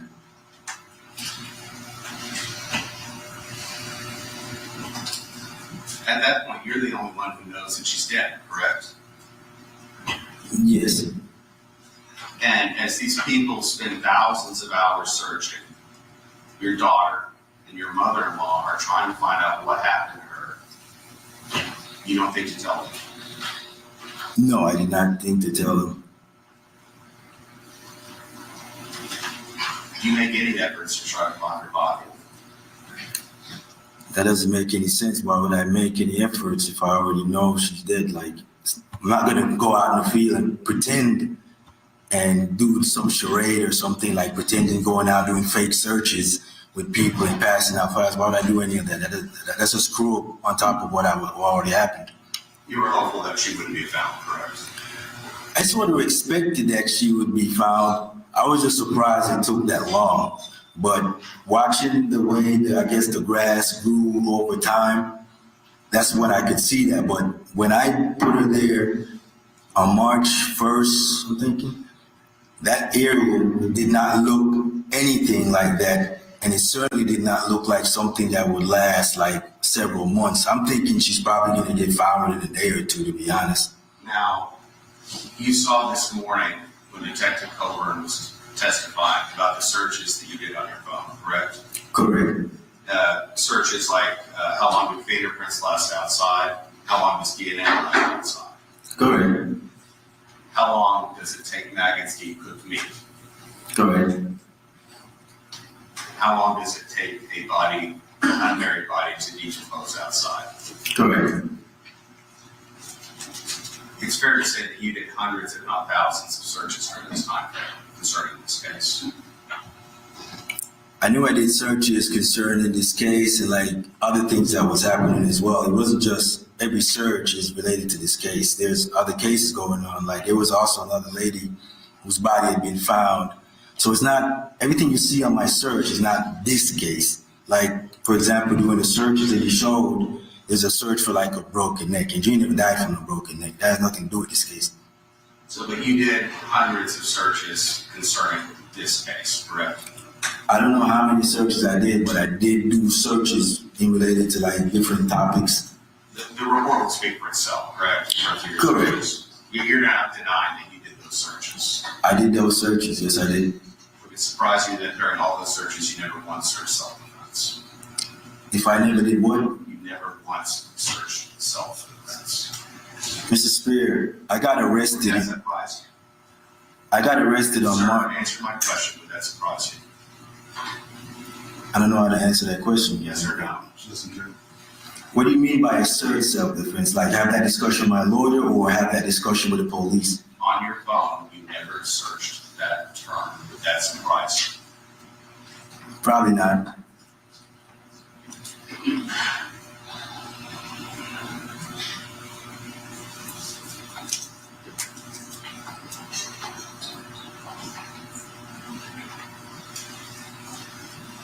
That was the first moment I seen him look You kind of heard uncomfortable. yesterday, or, and unsure. It was Friday, when Lieutenant Colonel testified. Excuse my about noodle. your demeanor when he met with you, both on March 1st, when you were being detained while they were searching your house, and also on March 2nd, when he and Major Hernandez visited your house. Do you Right. recall that? Do you recall that he testified that you were very calm throughout both? I appeared to be calm, but that is an outward expression. How I'm actually feeling on the inside, well, the only person that can attest to that would be myself. No one else could do that. So you were hiding it, kind of internalized. Of course I was. You also heard other people describe your demeanor as very calm throughout this, correct? My outward demeanor is almost the same if you saw me every day under any kind of circumstance, but what's happening on the inside is completely not necessarily reflective of what happens on the outside. Were you calm when you were beating your wife? Calm? There was no calm. I was just under attack, and I was just protecting myself at the time. So I'm not sure where how that plays a role in this, but So you weren't calm, is what you're saying. all I know is in those seconds that happened, I was being attacked, and I was simply defending myself. As far as hey, I'm calm. I mean, that's not a calm situation, so I don't know who would be calm in that situation. You're stating when you called Cindy to try to reach Maureen, not this past Friday, but the Friday before, Correct. to let her know what happened, you waited almost 4 years to do that. So it's always been my intention from the very first time this case started to have this case come to trial very quickly. Sir, it's a yes or no question. I said throughout this Yes or case, no? could you repeat the question then? Of course. So your intent when you called Cindy to try to reach Maureen, not this past Friday, but the Friday prior, Right. to tell her what happened, you waited almost 4 years to do so. Yes or no? Yes, that would be true. Full custody. Your defense.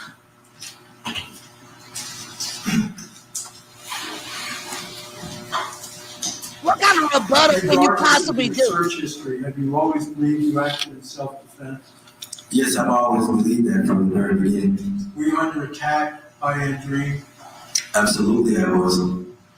Did you use the force necessary to repel, to stop the attack? That's just a normal reaction, I think, from any human being when you're under attack. You're going to try to defend yourself. You're not just going to let somebody just, run over you. Did you take any moment to reflect between using her momentum to take her over? Your Honor, and you're kick her? deleted. This thing. Did the prosecutor put words in your mouth by saying, when you threw her down, did you throw her down? No, so like I said, it was a motion that I used her body weight some of my strength and also my leg to kind of trip. Because he's a big person, you can't just throw down a big person. That's just not going to happen physically. At the very moment you do that, who is attacking whom? So at that very moment, she's attacking me. And yeah,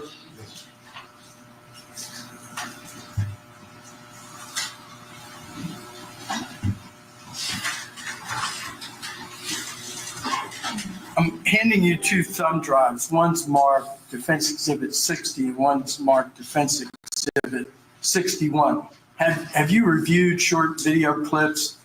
One of Andreen carrying you around in a piggyback around the house, Yes. and the other one with her powerlifting at the gym. Yes. When you reviewed those, are they you and Andreen? Yes, they are. Are they fair and accurate representations of what they purport to be? Yes, they are.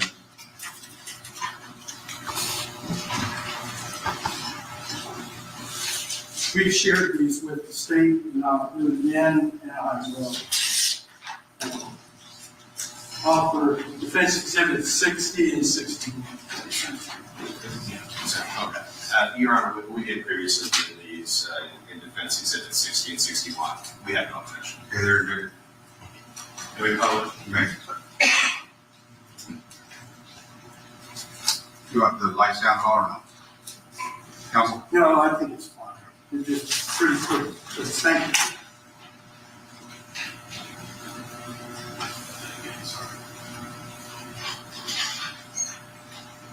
Oh, now he riding up like a little bitch. Now he riding up back like a little bitch. I'm sorry, I couldn't help myself. Did y'all see his face?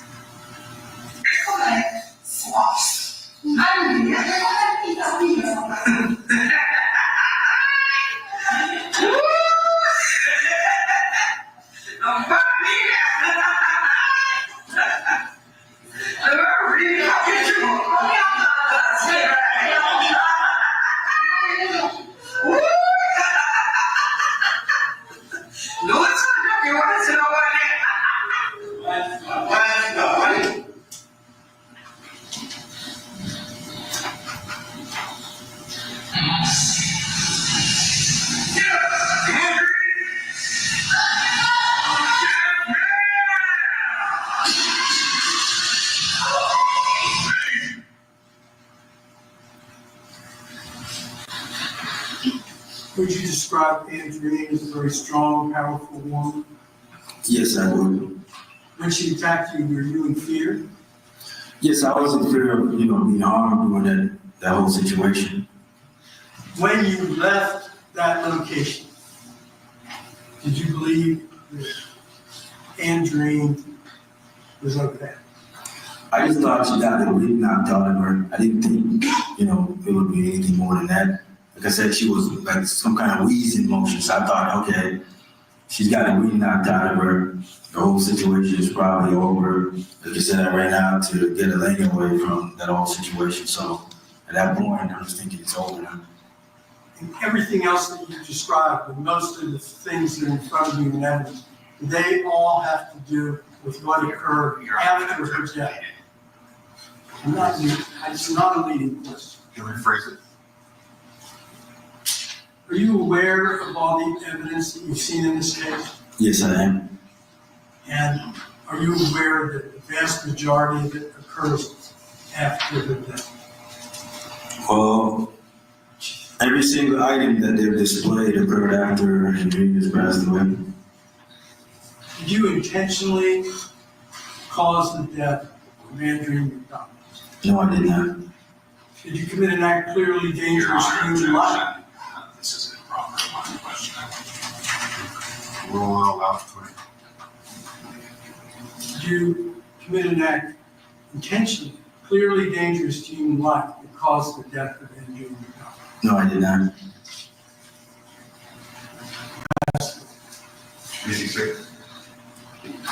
You stated that Andre was very physically strong, correct? That is correct. And that during this confrontation that happened in your bathroom, you said that she tried to swing at you, kind of grazed your head, made some contact, correct? in the back area. And So despite the fact you said that she's so strong, why didn't you have any injuries at all on your person? I said she's physically strong, but as far as fighting experience, neither one of us had like a whole lot of. Neither one of us are martial arts expert. I'll just say that. Did you have any injuries on yourself at all? No, the thing happened within a few seconds, like I said before. And just so I understand, you're saying that she died simply because you used her weight against her to get her down to the ground and kicked her twice. I'm stating she died from one of those kicks. We'll pass her on. One more. Nothing further. I think you can sit down. Thanks, sir.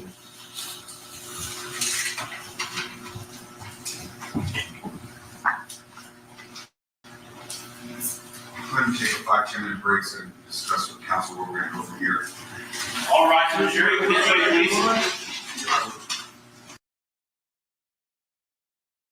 Okay, y'all, who want to hear the verdict? And then tomorrow we come back for the sentencing because don't nobody tell it.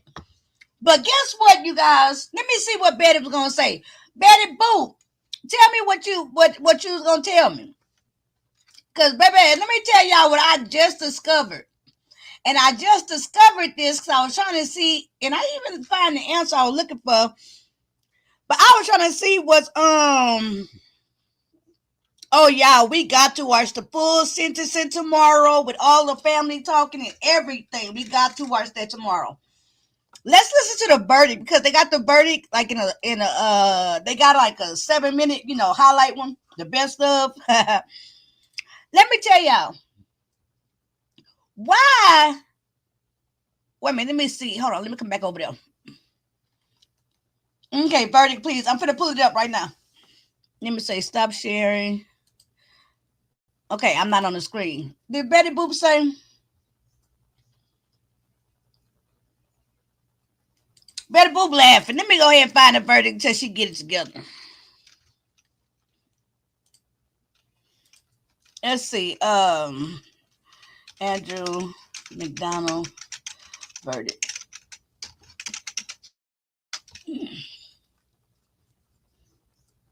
Okay. Let me see. Yeah, just 5 minutes. Let's see. Let me share it. Wait a minute. Yeah, I just got it. Hold on. Exactly, Betty Boop. Betty Boop. I just saw that. I Googled.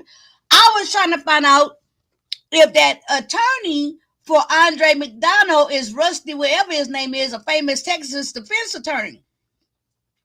And I ain't even find that yet. But then I saw this. I'm gonna do a video about it, right? Check this out. What I'm gonna do a video about it, but check this out. A sneak peek. I'm gonna tell y'all. Hold on.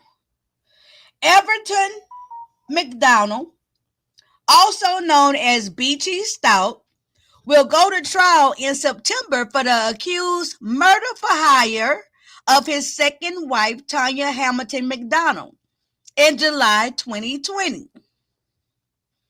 Everton McDonald is also facing a murder charge for the death of his first wife, Merlene, in May 2009.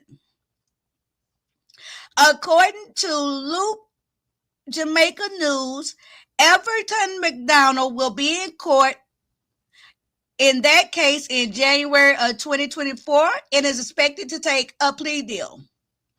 Both of the murders took place in Port Antonio, Portland, Jamaica.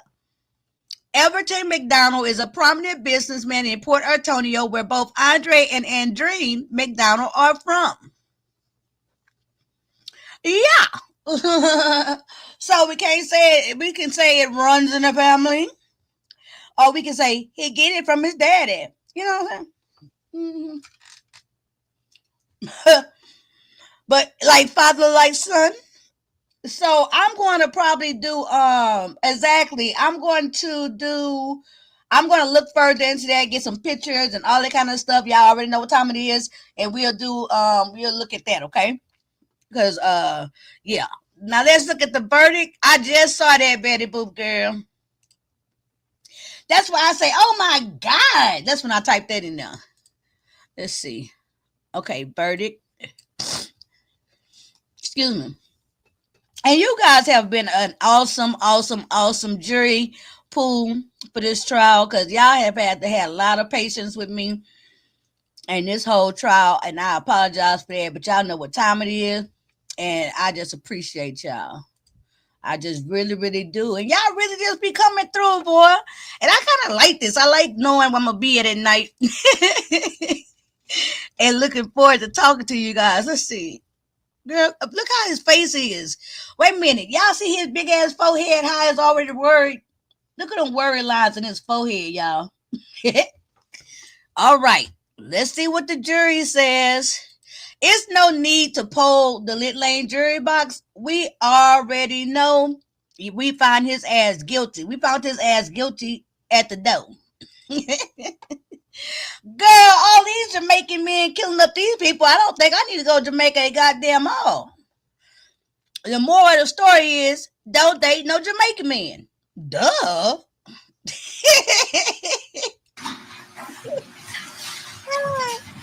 Okay, ladies and gentlemen, it's my understanding you have a verdict. Please hand the verdict forms to my bailiff for my inspection. Okay, Mr. O'Donnell, please stand with the counsel.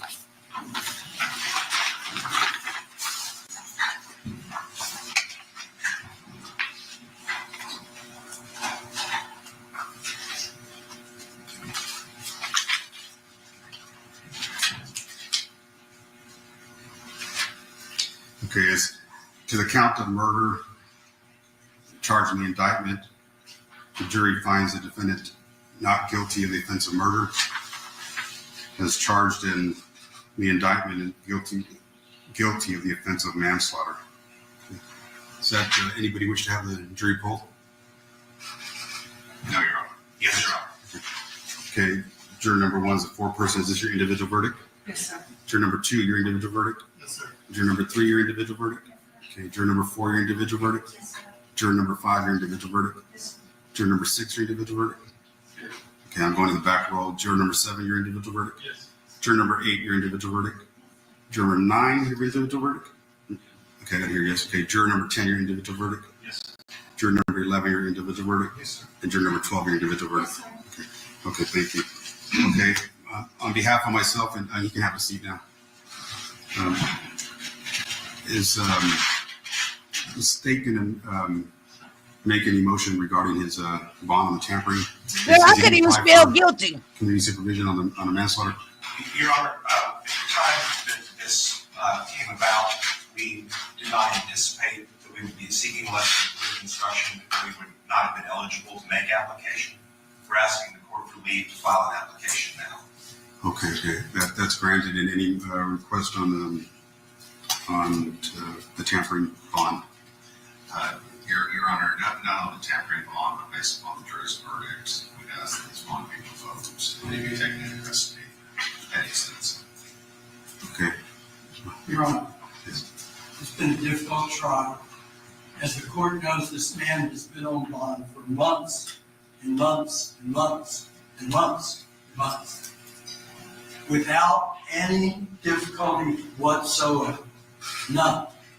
He's paid a bail bondsman. He's been on electronic monitoring, has had not one single deviation. Now the jury has spoken with the charge of manslaughter.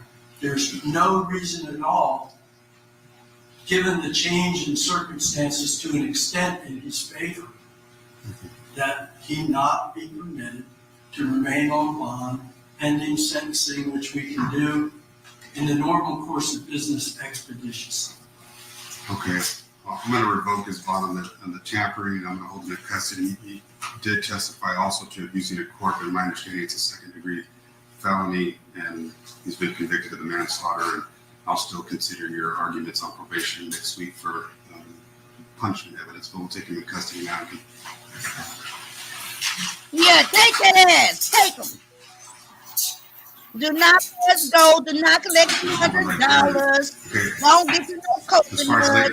None of that. ladies and gentlemen of the jury, I want to thank you. I've been at this for several weeks. On behalf of myself and all the Bear County legal community, I know we took your time away from your loved ones, work, family. Okay, sir, you taking my line now. Okay, I'm the Judge D. Lit. Okay. So the Lit Lane jury, I want to first of all thank you guys for your time, your consideration. Everyone, can't do what you guys have done. Be just so outspoken and so observant and studious. And we just really appreciate you guys for doing your civic duty. Okay. And Renee, we gotta wait till tomorrow, cause otherwise, tomorrow the last night. Y'all want to hear the sentencing? Okay, hold on. I see 2. Okay, let's go ahead. We want the sentencing. Okay, not a problem. And then maybe tomorrow night we'll come look at. I'll figure out something for y'all. Hold on. Let me see sentencing. Yeah, because you know what? I saw something about a letter from the daughter at the sentencing hearing. I want to hear that. Andre McDonald sentencing. I can't believe he got manslaughter. Y'all know I didn't know that. I know he got found guilty. Now stop all the foolishness.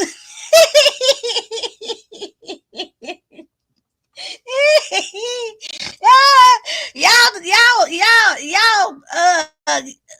hold on. Let me find this goddamn sentencing. Y'all, the sentencing is long. Child, the sentencing long. But so let me just let y'all listen to the sentence, how much time he got, and then tomorrow night we'll come back and watch the whole sentencing part. That way we can hear from all the family members and all that, okay? But the sentencing hearing is 4 hours. Sentencing phase in the trial of Andre McDonald took just hours today. The judge giving the Air Force major 20 years in prison. That's the maximum allowed after a jury convicted him of manslaughter in the 2019 death of his wife, Andreen. Before handing down that sentence, the judge heard from several members of Andreen's family. They spoke about the giant hole left in their lives and the negative impact these past few years have had on her and Andre's younger daughter, their autistic daughter. Again, though 20 years was the most prison time Andre could receive after a jury found him not guilty of murder this past Friday. We're gonna watch the whole Andre McDonald has held a lot of people hostage, paralyzed for a long time, and we cannot move forward. Today, we can move forward to the next part of grieving. We trust that this has brought closure to the family. We hope that this in some way has brought justice to the memory of Andreen McDonald. Andre McDonald must serve half of his sentence before he is eligible for parole. With time served, that's just 7.5 years from now. We'll have more from today's sentencing, including what Andreen's mother and father had to say. Coming up tonight at 6. Do y'all hear that shit? So he got convicted of the lesser degree manslaughter. He got sentenced to 20 years. He has to do less than half, almost half of the time before he can get considered for release. So he could possibly get released in less than 7.5, at around 7.5 years. That is absolutely disgusting, right? Yeah, I thought about that. Yeah, no. Silky, you're absolutely right. You're absolutely right. I said I thought about that, and I'm glad that you said that as well, because that lets me know it's a good idea. Is that that every once in a while, like you know what I'm saying, like maybe halfway through or between, like I think I should open up, drop the link at the opening statements to see what people think, and then do it again at the between the prosecution and defense and see where we at. And then again at the end, like for the deliberations, that's when we should have like a live where they say Lit Lane jury deliberates, right? where we talk about different parts and what we think, because sometimes we might be in disagreement with each other, right? On whether guilty or innocent. Damn. See, I should have done it like on this one. We could have had Little Lane deliberates, right? And then we could have talked about, okay, is he guilty of this degree or is he guilty of manslaughter, right? Because believe it or not, quite honestly, had we sat and had that type of conversation, I may have said manslaughter. Don't kill me. But y'all do know I do not believe that it was premeditated. I don't believe that, right? And that makes all the difference in the degrees of the murder. I'm just saying. You know, so I will drop the link tomorrow.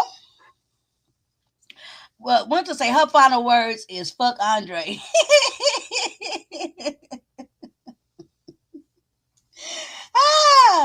Oh, nah, Betty Boop, baby. We don't have them type of problems over here.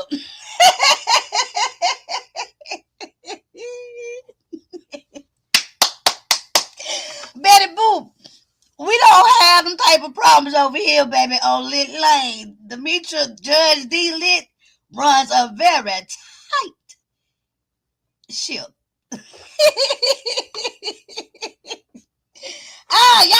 Y'all hold y'all discussion. Hold y'all discussion. Yeah, the bailiff all of said she done came out the bag, okay? Hold y'all discussion, okay? And we're going to talk about it tomorrow. Tomorrow, meet me here the same time, same place, 7 o'clock. We're going to do the sentencing, the best of the sentencing phase, and then we're going to drop the link. No, I think I'm going to drop the link at the beginning. That way we can kind of talk like after we see all the different parts and everything. You know what I'm saying? The different people and everything, you know? I feel like y'all saying something about me. Hold on. Every once in a while, long-winded home. Rebecca and Sean would have been a good one once we was, because we was all over the place. None of that mess made sense. Oh, that would have been a good one, yeah. But we figured it out as we go, you know?